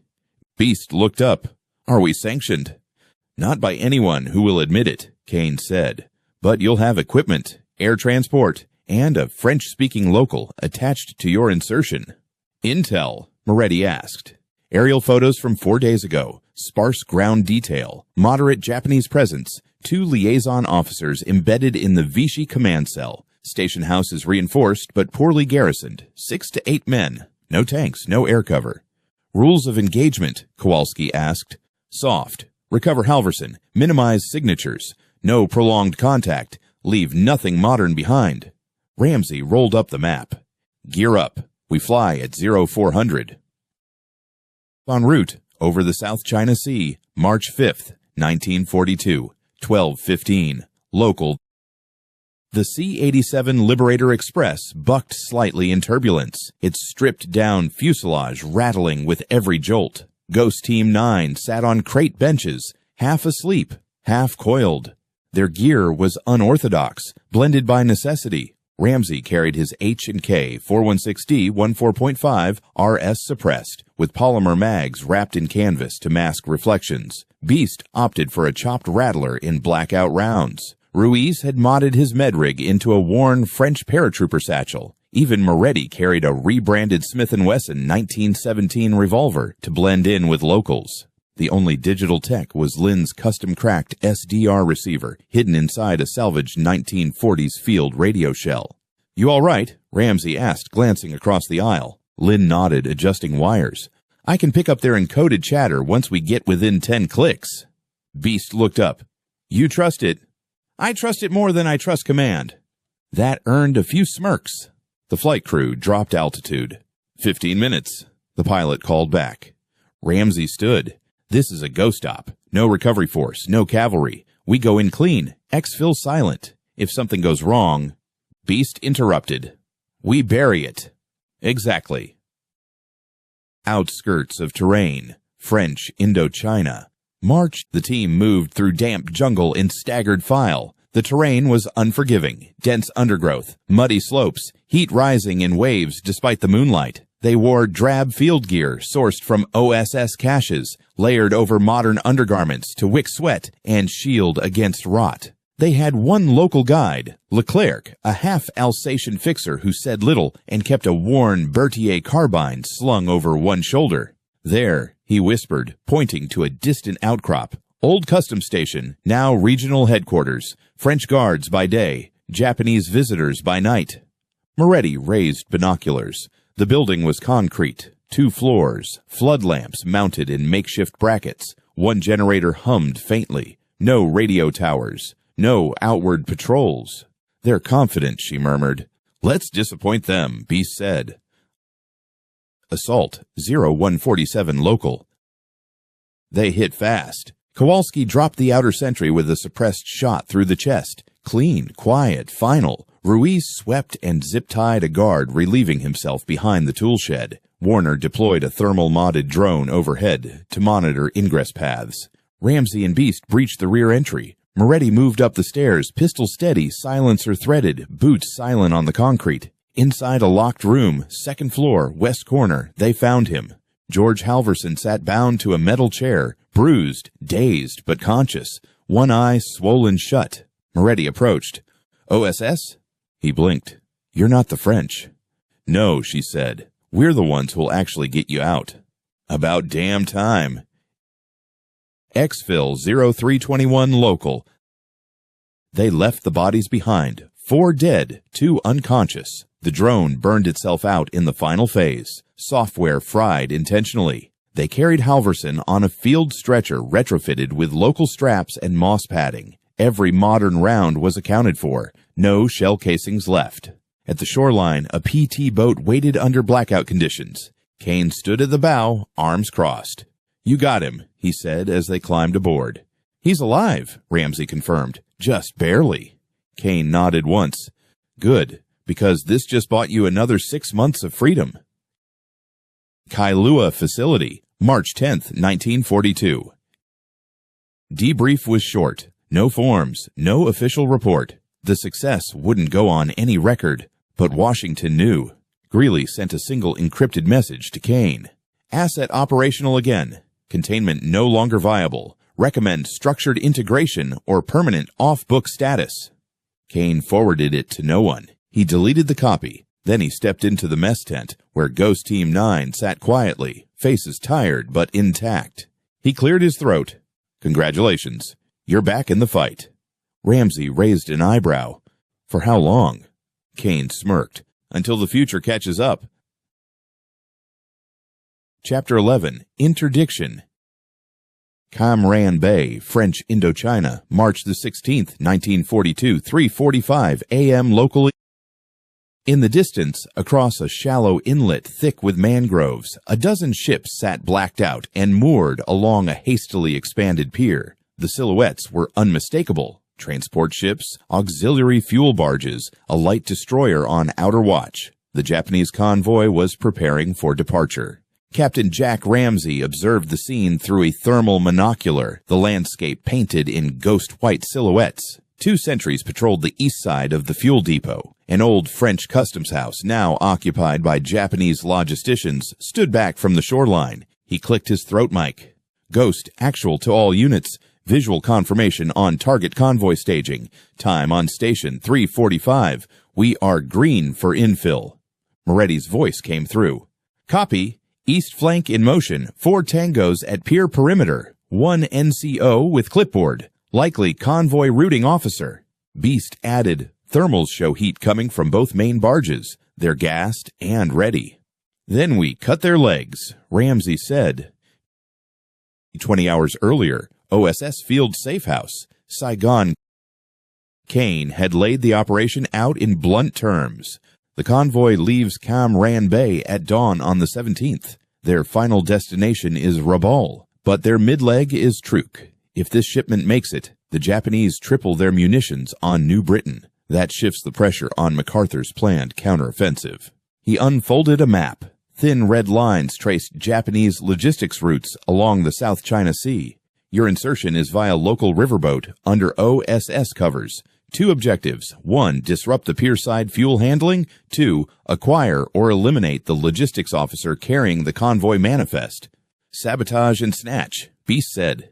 Exactly, but no large signatures. If Tokyo thinks we're targeting convoys this far west already, they'll reroute everything under heavier escort. Ramsey nodded. Timeline? 48 hours. Then we exfil north via fishing trawler out of Vung Ro Bay. Cam Ranh Bay, March 16th, 05, 12 hours. Ghost Team 9 moved like shadows through knee-high surf and dense coastal brush, dressed in stripped-down local garb, tactical gear hidden under ragged oilcloth, suppressed H&K rifles, SIG MCX rattlers, and thermal drones packed into burlap-wrapped kits. Comms ran through low-power encrypted push-to-talks, all modern. Beast and Ruiz moved along the fuel line path toward the barge. Their objective was simple. Plant thermite charges where fuel hoses connected, enough to disable, not detonate. 3 guards at the hose junction, Ruiz whispered. Range. 30 yards, I'll mark right. You go left. Beast nodded. Ruiz crawled into position and lifted his suppressed Glock 19, lined the rear notch on the lead guard's chest, and exhaled. Foot. 1 down. Beast followed. 2 quick, clean shots. The bodies slumped silently. Clear, Ruiz muttered. They moved fast, attached twin thermite canisters at the connection points, and double-checked the priming wire. Set to burn at 6 a.m., Beast said. Let's move. Convoy HQ Shack, 0543. Up the slope, Moretti and Warner tracked the convoy's logistics officer, a short, wiry Japanese warrant officer flanked by 2 riflemen and a local French interpreter. He held a clipboard wrapped in a leather sleeve, gesturing to crates and scribbling furiously in a logbook. That's our manifest, Moretti said. Which one's his sidearm? Warner asked. Doesn't matter. He's not using it. Ramsey moved into position beside them. He checked his suppressed 416, ran a quick bolt check, then scanned the perimeter. No perimeter wire, 2 guards, 1 dog. Booker chimed in from the opposite ridge. You want him alive? Only if it doesn't cost us the mission. Ramsey signaled. 4 hands moved. The drone buzzed forward, silent, palm-sized, low and fast. The dog barked once, then froze, tranquilized from above. The guards turned. Too late. Booker dropped one with a chest shot. Ramsey took the other. Moretti sprinted down, tackled the officer, zip-tied him before he could scream. Warner followed, scooping up the clipboard and pressing a rag soaked in chloroform over the man's mouth. Target secured, Moretti whispered. Cam Ranh Bay, 0603. The thermite charges ignited in parallel. A brilliant flash, white-orange like a welding arc, lit the undersides of the fuel barge connections. Hoses melted. The pressure tanks hissed. Fire licked along the gangway. Alarms followed. Sirens shouting. Japanese sailors sprinted from tents. Lights flared. Gunshots cracked into the air, wild and blind. Move, Ramsey barked. Ghost Team 9 faded into the mangroves, modern weapons raised, each step deliberate, every shot calculated. The firefight erupted along the shoreline, brief, loud, surgical. Beast and Kowalski covered the withdrawal, sending tight, suppressive bursts at pursuing infantry. Muzzle flashes from Arisaka rifles lit the tree line. Booker lobbed a flashbang behind a tree. It detonated with a sharp crack, blinding the 3-man patrol chasing them. I thought we weren't supposed to use anything futuristic, Kowalski muttered, reloading. It's 1942, Booker said. Let 'em call it lightning. Extraction point 0811. The trawler was disguised as a coastal squid boat crewed by OSS-affiliated locals. Halverson sat inside already, pale but alert. He said nothing as the team climbed aboard. Kane met them on deck. Did it burn? Ramsey nodded. 2 tankers out of commission, convoys grounded for 48 hours minimum. That buys the fleet room. And the officer. Ramsey pointed to the back, where Moretti sat beside the now gagged Japanese warrant officer. He had the manifest, and a second copy, coded and sealed. Kane smiled for the first time in days. Then we just bought a map. USS Enterprise, War Planning Room, Pacific Fleet, March the 17th, 1942, 1545 Zulu. The intercepted manifest was delivered in a sealed pouch to Admiral Halsey's staff. A Navy analyst opened it, read the ports, ship tonnage, and material quantities, everything the Japanese had intended for Rabaul. One staffer whispered, they would have flooded New Guinea with this. The Admiral tapped the paper once, then spoke. Tell MacArthur, we move now. Chapter 12, The Divide. Tulagi, Solomon Islands, March 31st, 1942, 2:10 a.m. local. The island slept beneath a waning moon. Ghost Team 9 moved through the jungle under cover of triple canopy darkness, modern NVGs glowing green as their boots found purchase on humid coral soil. Below them, in the shallow harbor, the outlines of a Japanese seaplane tender and several engineering barges loomed. The operation had taken only days to prepare, but nearly a month to authorize, and even then, it had not come with consensus. East Ridge secure, whispered Ruiz. His suppressed SIG was already drawn, eyes fixed on the 2 guards posted near a munitions crate beside the half-built seaplane ramp. Booker, mark the intake tower, Ramsey whispered through comms. Marked, charges primed. A sudden static crackled in his earpiece, followed by Kane's voice, monitoring from the offshore PBY Catalina. Eyes only. JCS authorization granted conditionally. Local command not informed. Execute under radio silence after infill. Ramsey didn't answer. He simply looked to Moretti and nodded once. 3 days earlier, Pearl Harbor Naval Command. Admiral Chester Nimitz stood behind a desk that had seen more arguments than strategy sessions lately. I won't sign off on it, he said. You're talking about sending a unit we can't explain to sabotage an island operation we're not supposed to know is happening. Kane didn't blink, then let it go through Donovan's office. No Navy paper trail. You want to outsource warfare to people who don't answer to the Navy. Nimitz raised his voice, unusual for a man so calculated. No chain of command, no accountability. General Marshall sat across from them, thumbing through a sanitized Ghost Team 9 dossier. I understand the risk, but if the Japanese establish a permanent seaplane base on Tulagi, our operational range shrinks by hundreds of miles. Coral Sea becomes their pond. And what happens when they capture one of these ghosts? Nimitz countered. What happens when Tokyo reverse engineers whatever the hell they're carrying? Kane replied, that's why this is a burnable op. If they're caught, they never existed. Silence. Finally, Marshall said, make sure they're not. Tulagi, 0228 hours. Beast moved silently beneath a half-built comms tower, thermal monocular scanning the slope ahead. 4 Japanese engineers sat smoking and muttering in the shadow of a supply tent. One of them wore a holstered Nambu pistol. The others carried nothing. Warner, on my 3. The team's designated marksman lined up, adjusting for wind and elevation despite the short range. He whispered the count. 3, 2, 1. Pft, pft, pft. The men dropped in sequence. One gurgled but was silenced by Ruiz's blade before a cry escaped. Nearby, the explosives team had reached the jetty. Charges were placed beneath pontoon stacks and the generator hut powering the naval radio relay. Ramsey, charges primed, awaiting your mark, said Moretti. Ramsey checked the watch on his wrist. Make it clean. 3-second interval. We don't want them panicking into the jungle. Just confused enough to fail. USS Lexington, CIC Briefing Room, March 30th, 1942. Commander Fletcher leaned against the operations table, staring at the projection map of the Solomon chain.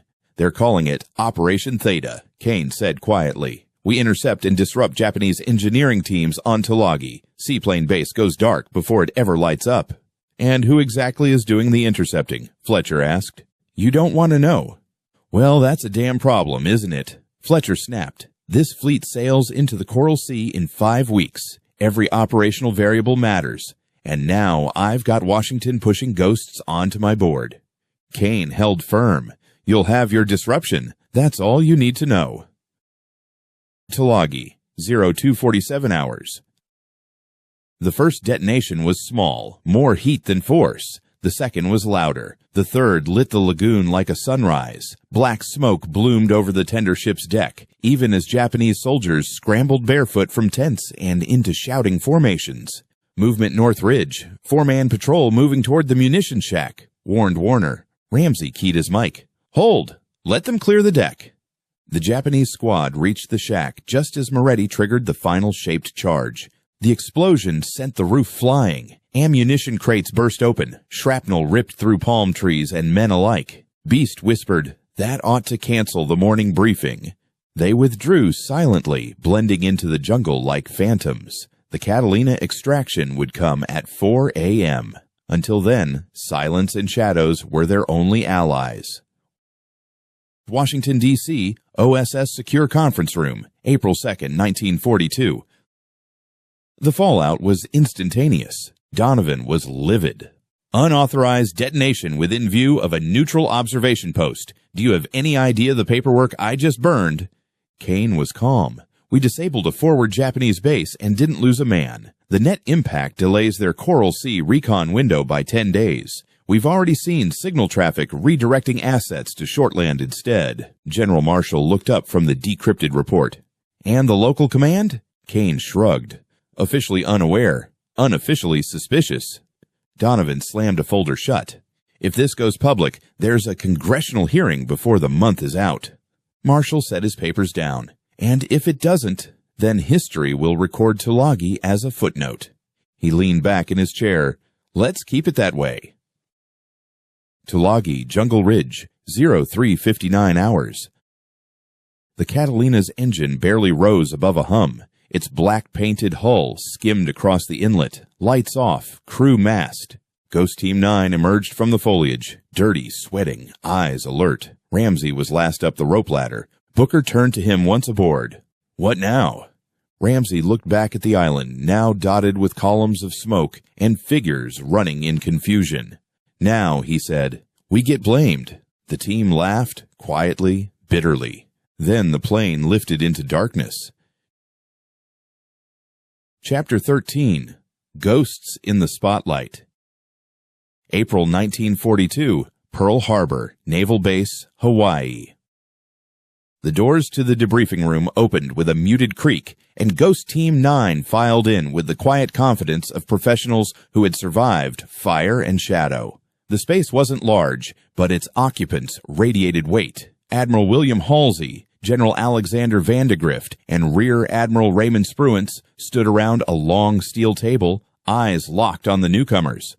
On the table lay an array of unfamiliar gear. The suppressed SIG MCX rifle, matte black and blocky, sat beside its folded stock and optic mount. Next to it, a small quadcopter drone rested silently, its rotors stilled but its carbon fiber arms gleaming under the overhead fluorescence. None of the commanders spoke right away. Which one of you carried this? Halsey finally asked, tapping the rifle with a calloused finger. Doesn't match anything in my supply logs. Sergeant Warner, Ramsey said, stepping forward. It's his primary weapon system. Warner gave a single nod.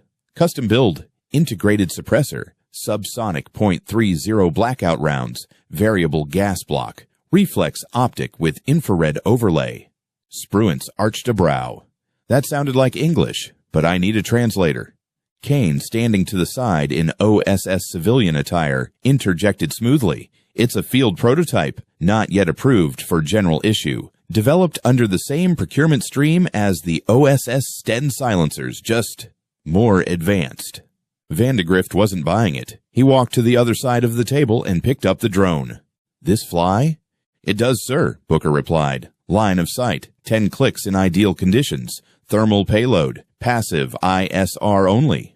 ISR, intelligence, surveillance, reconnaissance. The general turned the drone over in his hands. We've barely got working radar in half the fleet, and you're carrying flying cameras. Kane stepped in again. As I said, experimental assets, limited issue. You are not cleared for full technical readouts. There was a pause. Halsey looked at Ramsey. And this is what won you Tulagi? No, sir, Ramsey replied. That was training. The gear helped, but it doesn't aim itself. Halsey gave a low grunt. That's a Marine answer if I've ever heard one. Van de Grift set the drone down. You're not Navy. You're not Army. And you sure as hell aren't regular OSS. What exactly are you? Ramsey didn't flinch. We're the team you call when the maps don't match the terrain. That earned the ghost of a smile from Spruance. Kane cleared his throat.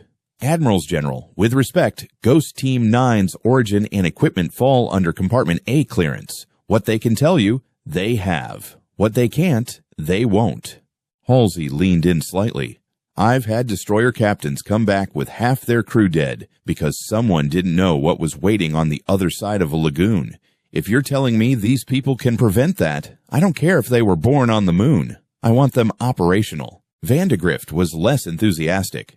Tools are useful, but tools that can't be replaced are liabilities. Noted, Kane said, tone clipped. Later that day, Ghost Team 9 Barracks, Secure Wing. Ramsey sat on his bunk, breaking down the MCX. Warner lay nearby, eyes closed but awake. Moretti cleaned the last of the Tulagi sand from a mag pouch. So they want us, but they don't trust us, Ruiz muttered, leaning against the wall. Would you? Booker said. You're a 2-star, and a guy shows up with a drone you've never seen, a rifle that's quieter than a whisper, and goggles that turn night into day. Ramsey didn't answer right away. Then, we do our job. Let the spooks handle the fallout. Beast grunted. Spooks won't be the ones bleeding next time. Naval Headquarters, Pearl Harbor, later that evening. The windows were blacked out, the room dim and sealed against interruption. Inside, Admiral Halsey leaned over the situation map of the South Pacific. Across from him, Spruance lit a cigarette and tapped ash into a steel tray. General Van de Grift sat to the side, still flipping through the team's thin dossier. I've seen every kind of soldier walk into this war, Halsey said, voice graveled by exhaustion and frustration. But I've never seen anything like that squad. Spruance nodded. They move like Marine Raiders, fight like 1st Recon, and talk like Donovan's boys before they had a name. I don't care what Kane calls them, they're not regular. Not OSS either, Van de Grift added. Those guys couldn't organize a poker night without losing half their chips. They paused as a staffer brought in a decoded intercept. Halsey read it silently. Yamamoto reviewing Tulagi disruption, deploying extra assets to Shortland. Intelligence suggests preemptive Allied action not attributed to known units. He handed it off to Spruance. They know something hit them, but they don't know what. Yet, Van de Grift said. Spruance took a drag, exhaled. We have a choice. Deny and disown this Ghost Team 9 or deploy them again, quietly, and use the edge. Halsey's stare hardened. I'd rather have a weapon I can't explain than casualties I can't replace. If these guys can shave weeks off our timetable and bleed the Jap supply chain dry before we hit Guadalcanal, I say we keep using them. Van de Grift shook his head. You deploy them again, and someone's going to ask questions. That gear of theirs, the way they talk, the silence in their files. It's only a matter of time before someone above you starts digging. Then we keep it below the fold, Halsey said flatly. They operate out of forward detachments. No press, no paper trail, no glory. Spruance nodded. Just results. April 11th, 1942. Ghost Team 9 Ready Room. A new mission brief lay on the table, thin and ominous. The location field read simply, New Georgia, Operation Ironburn, Objective, Disrupt Enemy Airfield Construction Assets, GT9/No Conventional Support /72-hour window. Ramsey stared at it, unmoving. Moretti broke the silence. Back in the fire. Beast grinned. At least they didn't say, volunteer. Booker leaned forward. We all know what this is. They've seen what we can do, and they want to see what happens when they cut the leash. Kane stepped in through the hatch, hands behind his back. This one's deniable. No retrieval if it goes sideways. I'll burn the whole file if someone so much as whispers your name to Washington. Warner looked up from cleaning his optic. You'll burn us. Kane met his gaze. I'll burn the idea of you, but you won't let it go sideways, because you're not just a weapon. You're history. Ramsey stood and picked up the brief. We're ready. Kane turned to leave, pausing at the doorway. I hope so, because next time, they won't just be asking where you're from. They'll be asking when. Chapter 14, Decisive Edge. April 28th, 1942, Solomon Islands, night.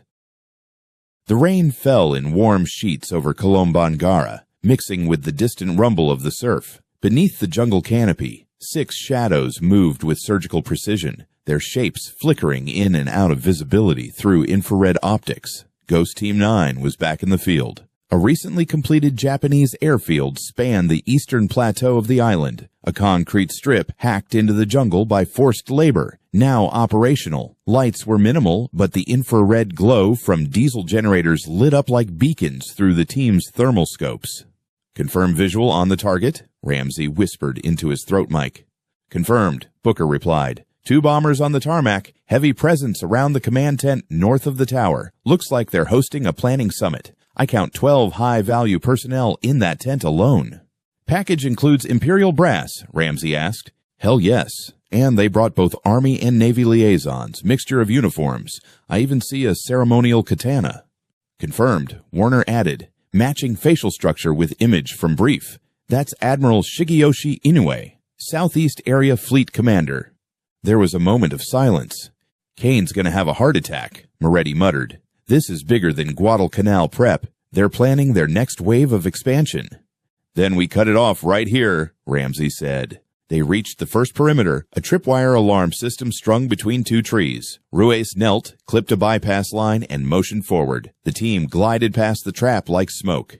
Their suppressed MCX rifles were loaded with subsonic 300 blackout rounds, each magazine prepped with precision. Beast hefted his M320 launcher attachment in case things got loud. Booker, give me wind, Ramsey said. Wind steady out of the east, 6 knots. Ramsey motioned. We breach from the fuel depot, sweep west. Priority is disruption and C2 decapitation. No prisoners, no souvenirs. Inside the command tent, Admiral Inoue poured tea from a delicate porcelain set. The field officers sat around a long map table, detailing a counter-encirclement plan to isolate Port Moresby and flank Australia's northern approach. A lieutenant burst in, breathless. General Hyakutok's convoy from Rabaul has been delayed. Weather over the Bismarck Sea. Inoue didn't look up. He has until tomorrow. We begin coordinating force redeployments at dawn. A second later, the lights blinked, and then the first explosion hit.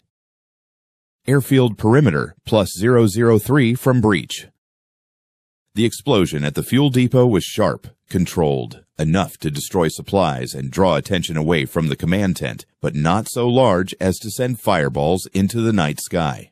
Contact left, Beast called. 3 SNLF troops sprinted toward the flames, rifles raised. Suppressed fire from Warner and Ruiz dropped them before they could sound the alarm. The Ghost team peeled off into pairs, covering sectors like clockwork. In his NVG view, Ramsey watched heat signatures scatter across the compound, guards rushing blindly, unaware that death moved invisibly among them. Booker, status? Ramsey asked. Tower disabled, comms down, secondary jammers deployed, they're cut off. Good. Push to the tent. They moved across open ground, cover to cover, silent and efficient. One guard turned, confused by movement in the shadows. A single suppressed shot from Moretti dropped him instantly. Inside the command tent, Inoue heard the first suppressed pop. Then another, closer this time. He stiffened, glanced to his left. His aide reached for his Nambu pistol. And then Kane's ghosts arrived. Command tent assault, plus 0006. 2 flashbangs rolled in from opposite flaps. The delay fuses burned for a split second before detonating, flooding the tent with white light and concussion. By the time the Japanese officers had begun to react, it was too late. Ramsey, Beast, and Warner cleared the main aisle with clinical speed. Suppressed shots cracked through silk and flesh. Paper maps fluttered, torn by muzzle blasts. Ruiz and Moretti flanked right, slicing through stunned officers with precision. One officer rose, katana in hand, screaming. Warner dropped him with a burst to the chest. Admiral Inoue reached for his radio. Booker's shot hit him square in the shoulder, spinning him into a pile of documents. He groaned, bleeding heavily, but alive. Ramsey moved in, checking the Admiral's insignia. Target confirmed. He's the summit linchpin. We take him. Extraction plan? Ruiz asked. We go hot. Towers down. Comms are out. All we have to do is leave. Copy that, Beast said. But they know we're here now. Counterattack. Plus 0010.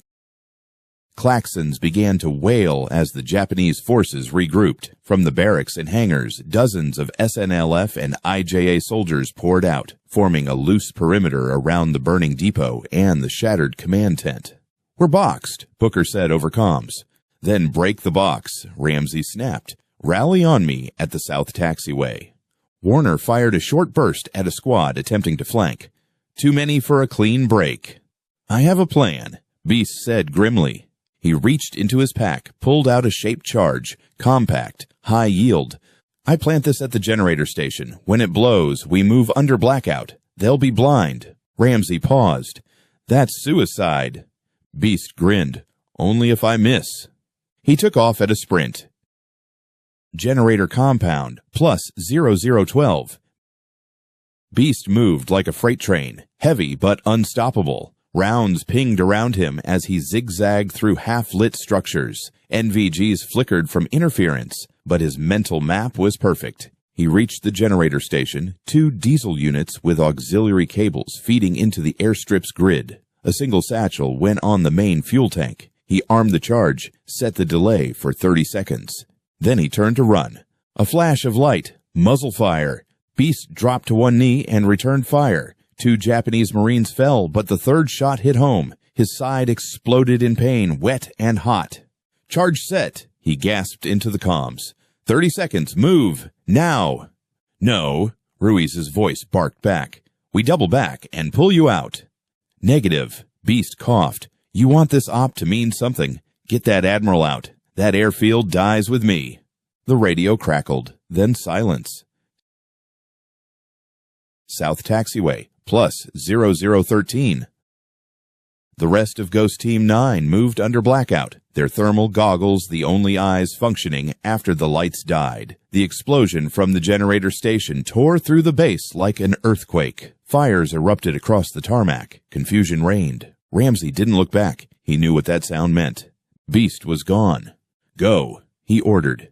They breached the south fence using thermite cutters. Moretti carried Admiral Inoue over his shoulder, the man unconscious from shock and blood loss. Booker threw smoke grenades to cover their retreat. In the distance, the sound of pursuing boots grew fainter. By the time the Japanese forces reached the breach, Ghost Team 9 was already halfway to the extraction point.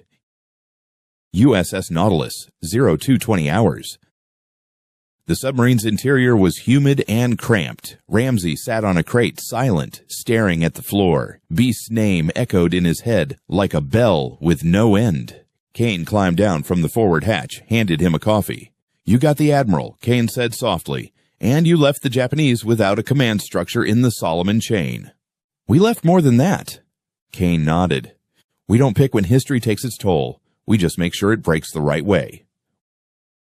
Within 6 days, U.S. Marines launched a surprise assault on Kolombangara. Japanese resistance was disorganized. Their reinforcement chain shattered. The Allies seized the airfield without air cover opposition. The intelligence gathered from Admiral Inoue proved decisive. Guadalcanal came faster. The tide had turned. But for Ghost Team 9, victory carried a name. Beast. And it would never be forgotten. Chapter 15, The Long War Ahead. May 2nd, 1942. Tulagi Island, Solomon Islands. A pale sun rose over the jungle hills, casting long shadows across the clearing where the Marines had hastily erected a flagpole. The stars and stripes fluttered stiffly in the morning breeze, its presence a quiet defiance against the memory of what this island had been only days before. Ghost Team 9 stood in a tight formation facing a simple wooden cross. It bore a single name, SSG Beast Daniel Morales 1987 to 1942.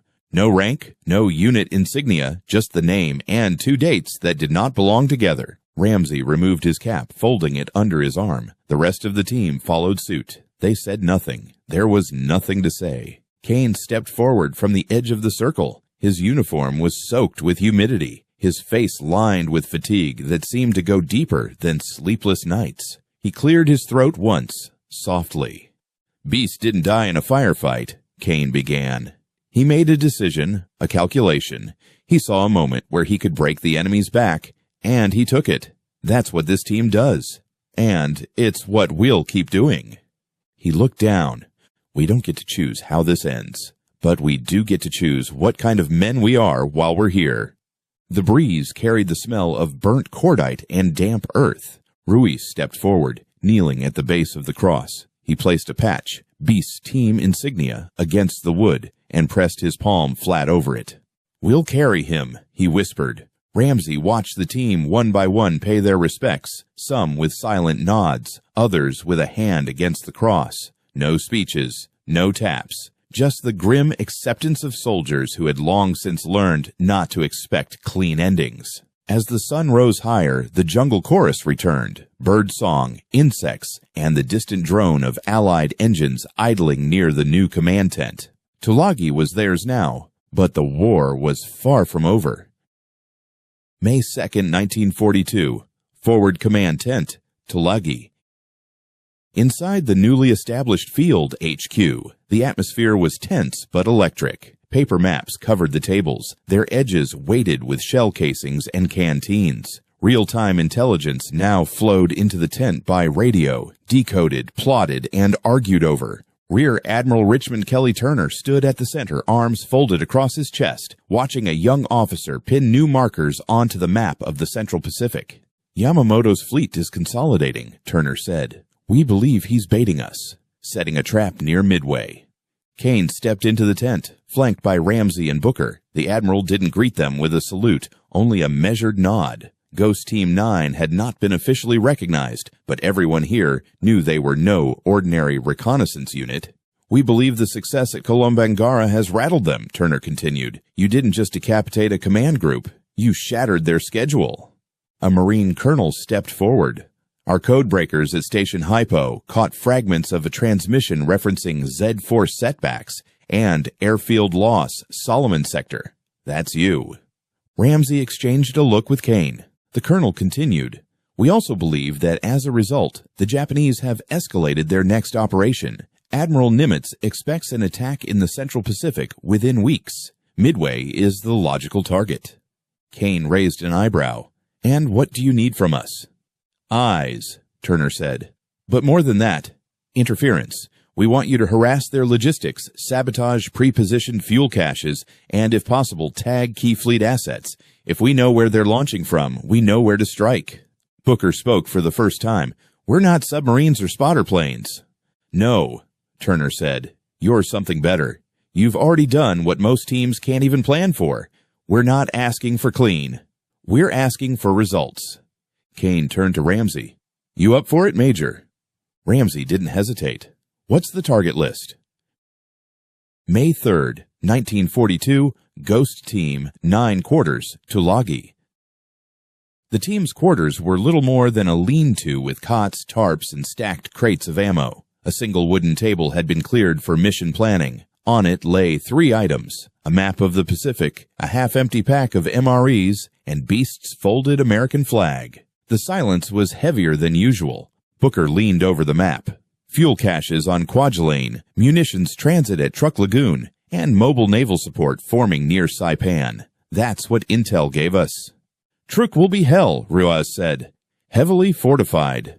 Then we don't hit it directly, Warner offered. We divert, bleed it, cripple a relay point, and let the Navy finish the job. Moretti tapped a grease pencil against a plotted convoy line. If we spike their refueling routes, Yamamoto can't maintain pressure across multiple fronts.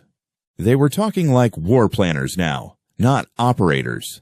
Something had shifted. Kane entered quietly, watched them work. "You boys are doing Pentagon math," he said. "You realize that?" Ramsey looked up. "We've been here long enough." Kane paused, then nodded. "You're not going home," he said softly. "Not unless someone invents a time machine with coordinates and clearance protocols." Nobody responded. They all knew it. Booker finally broke the silence. "You think someone back home's looking for us?" "Maybe," Ramsey said. "Maybe not. But the war here needs us. So we do what Beast did." "Make it count," Ruiz added. May 4th, 1942, Beachhead Staging Area, Tulagi. Before dawn, the team gathered at the edge of the jungle overlooking the bay. A supply barge idled offshore, shrouded in sea mist. New crates marked with Ghost Team 9's discrete triangle insignia waited beside it. Fresh gear, drone components, encrypted radios, and 2 new suppressed M110 rifles. Ramsey stood with his arms crossed, boots in the sand. The same beach they had landed on days ago, now familiar ground. Kane approached him, voice low. "Once we leave, this becomes operational territory. No more rotation, no more resets, just the long haul." Ramsey nodded. "Then we train harder, we go silent. We become the ghost they never see coming." Kane offered him a sealed envelope. Intel package, Midway, Kwajalein, and fallback options. Admiral Nimitz is personally greenlighting this op. Ramsey opened it briefly. Inside, satellite-style sketches, convoy maps from Japanese merchant shipping routes, and notes from the station Hypeo intercepts. "Ghost Team 9 will handle it," Ramsey said. "You get us there." Behind him, the team assembled quietly. Each of them changed. There was a calm to them now, not the adrenaline-fueled urgency of their first days, but the hardened focus of soldiers who had accepted a permanent war. Ruiz adjusted his vest and patted the flag on Beast's pack. "This one's for you, hermano." They boarded the launch skiff, gear secured, weapons dry and ready. No fanfare, no last looks. The ocean swallowed them once again, this time not as an insertion team, but as instruments of history. Chapter 16, May 12th, 1942, en route to Kwajalein Atoll, Marshall Islands. The sea was black glass beneath the low Pacific moon. A Navy PT boat cut silently across it, its engines dialed down to whisper mode. Ghost Team 9 crouched low on the deck, NVGs sweeping the horizon, packs cinched, weapons checked and rechecked. Ramsey studied the low silhouette of Kwajalein's dockyard as it grew out of the darkness. The atoll was a critical node in the Japanese supply web: fuel, munitions, staging. Their mission was surgical: cripple 3 fuel depots, exfil before sunrise, leave no trace. No backup, no air cover, just them. Ruiz tapped his shoulder and pointed starboard. Thermals picking up 4 sentries near the main tank farm, not moving. "Complacency," Booker whispered. "Let's use it." The boat slid up against a coral shelf. The team hit the water in sequence, boots sinking into the reef silt. They advanced low through palm scrub and abandoned equipment, bypassing a half-sleeping patrol. At the outer fence, Warner cracked open the signal jammer case. Within seconds, local comms and radar were a soup of static. Ramsey gave the signal. 2 fingers, curved, ghost run.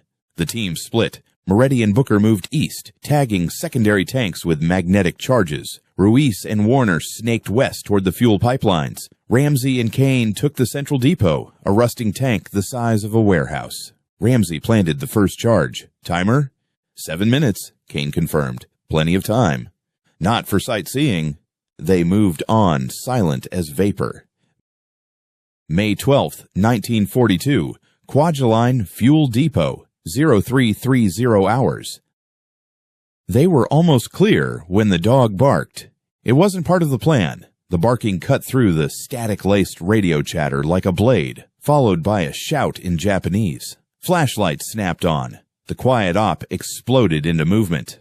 "Contact left," Warner called out, already dropping to one knee. His suppressed rifle whispered twice. A pair of guards crumpled, but more were coming. Booker was on the other side of the facility when the spotlight arced his way. Without breaking stride, he raised his suppressed Glock and dropped the spotlight operator with a single shot. Then came the klaxon, a low mechanical moan that echoed across the atoll. "Blow it now?" Ruiz asked, breath tight. "Negative," Ramsey barked into comms. "Stick to timers. We're ghosts, not vandals." The team moved in practiced arcs, overlapping fields of fire, suppressed weapons hissing like vipers. Japanese soldiers emerged in waves, confused and sluggish, poorly armed for a midnight raid. But there were too many to ignore. Moretti caught a round in the shoulder, stumbled behind a concrete barrier. Kane dragged him back without a word, slapped a clotting patch on the wound, and kept moving. The clock ticked down. "Charges armed," Ramsey confirmed, ducking under a hail of rifle fire. "We need exfil now." Booker detonated a diversion charge near the motor pool, a low thump that scattered the advancing soldiers in panic. That gave them the window they needed. "Ghost 1 to boat. We're moving," Kane said into his mic. They sprinted toward the waterline. May 12, 1942, Kwajalein Lagoon, 0340 hours. The explosions came in sequence. First, the eastern tanks. A thunderclap split the night as a column of flame erupted, silhouetting the palm trees like a film reel of hell. Seconds later, the western pipelines lit up, orange fire snakes racing across the fuel lines. Then the central depot ignited, a white-hot flash that shook the shoreline. The PT boat rocked on its mooring as the shockwave reached the water. Ghost Team 9 emerged from the surf soaked and coughing, dragging Moretti aboard first. Kane vaulted onto the deck, then hauled Warner and Ruiz in behind him. Booker dropped the rear hatch and covered their exit until Ramsey was the last man over the rail. "Go!" Ramsey shouted. The boat peeled away into the lagoon, disappearing into the mist as the rising inferno painted the sky with fire. May 13th, 1942, USS Enterprise, Pacific Command. Admiral Nimitz studied the reconnaissance photographs laid out on his table. Kwajalein's depot was gone, not damaged, erased. No Allied fleet had fired a shot. No planes had been dispatched. It was just gone.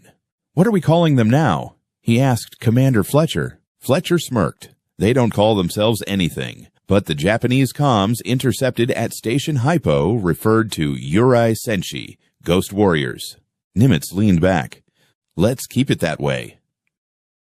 May 14th, 1942, somewhere near Truck Lagoon. Ghost Team 9 cleaned their rifles in silence. Ramsey stared out into the jungle, the glow of Kwajalein's destruction still etched into his mind. They hadn't just won. They had changed the tempo of the war. And the enemy had felt it. Chapter 17, Final Shadows. May 22nd, 1942, Pearl Harbor, Naval Intelligence. Annex. The war room was locked from the inside. No guards, no secretaries, no files left unattended. Just 5 men at the table.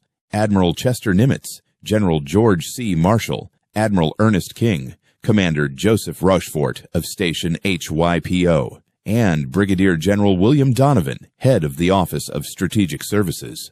On the center of the table lay a file stamped with the highest clearance grade, Special Action, Unattributed. The contents included photographs from Kwajalein, mission debriefs from Tulagi, and intelligence projections labeled simply GT-9. Nimitz spoke first. "Their impact is undeniable. We've gained 6 weeks of strategic flexibility. The Japanese schedule has fractured. Midway may now be an opportunity, not a defense." Marshall folded his hands. "And yet, they don't exist. No records, no unit designation, no place in the chain of command." "They don't belong here," King said bluntly. "Everything about their gear, their tactics, it's beyond us. They use weapons that fire soundlessly, communicate on bands we haven't even secured yet. They're ghosts." Donovan looked up. "Then let them remain so." Rochefort nodded. "We embed them 1 layer deeper than OSS. No names, no flags, just results. They'll hit targets no one else can reach. Off the books. Out of time." Marshall hesitated. "And what happens when the war ends?" No one answered, because none of them believed it would end soon. May 26th, 1942, somewhere in the Hawaiian Islands. Ghost Team 9 had been flown out under cover of darkness, listed as cargo manifest, or assigned to units that technically didn't exist. They now occupied a secluded compound on Oahu, behind barbed wire and under the constant hum of military secrecy. There were no briefings from officers, no parade ground formations, only a steady stream of missions, cryptic orders, and updates passed on by liaisons who arrived and left without names. Kane stood with Ramsey by the perimeter fence, watching the surf beyond the cliffs. "They're not going to try to send us home," Kane said quietly. "No," Ramsey agreed. "They've accepted what we are." Kane exhaled, not disappointed, not angry, just resolved. "We were ghosts before the jump," he said. "We just didn't know it." Nearby, Ruiz strung a makeshift punching bag from a tree limb, pounding it in steady rhythm. Booker was cleaning a disassembled drone on a canvas tarp. Warner leafed through a declassified Japanese tactics manual, already making notes. Moretti's shoulder was healing slowly. He had started carving Beast's name into the base of a thick kukui tree behind the barracks. No ceremony, just memory. They didn't talk much anymore. Words felt too modern, too unnecessary. They were not just part of the war now. They had become part of its machinery. June 1942, Midway Atoll. The Japanese came just as Nimitz had predicted, but they found a hardened defense, radar coverage where none should have existed, and a series of logistical failures that slowed their advance. None of them knew why refueling depots were missing, or why their scout planes failed to return. Behind the battle lines, beneath the smoke of Midway, a trio of men in jungle-pattern uniforms with no insignia waited in the brush, watching from infrared scopes. They marked the location of command vessels, relayed encrypted positions, and disappeared before a single sailor saw them. Ghost Team 9 was never listed in the after-action reports. Their kill count never tallied, but inside a small vault beneath the Naval War College in Rhode Island, one after-action log was classified and sealed in a steel box with a single label, Black Tide. August 2025, Department of Energy Quantum Research Facility, Washington State. Dr. Hannah LeClaire leaned against the cold wall of the sub-level archive, holding a worn black binder in both hands. Its spine was cracked, the contents still printed in old military courier typeface. She hadn't meant to find it. The box had been buried beneath decades of unrelated files, test logs from 2003, incident reports from Oak Ridge, but the words on the cover caught her attention. Ghost Team 9, Deep Time Field Observations.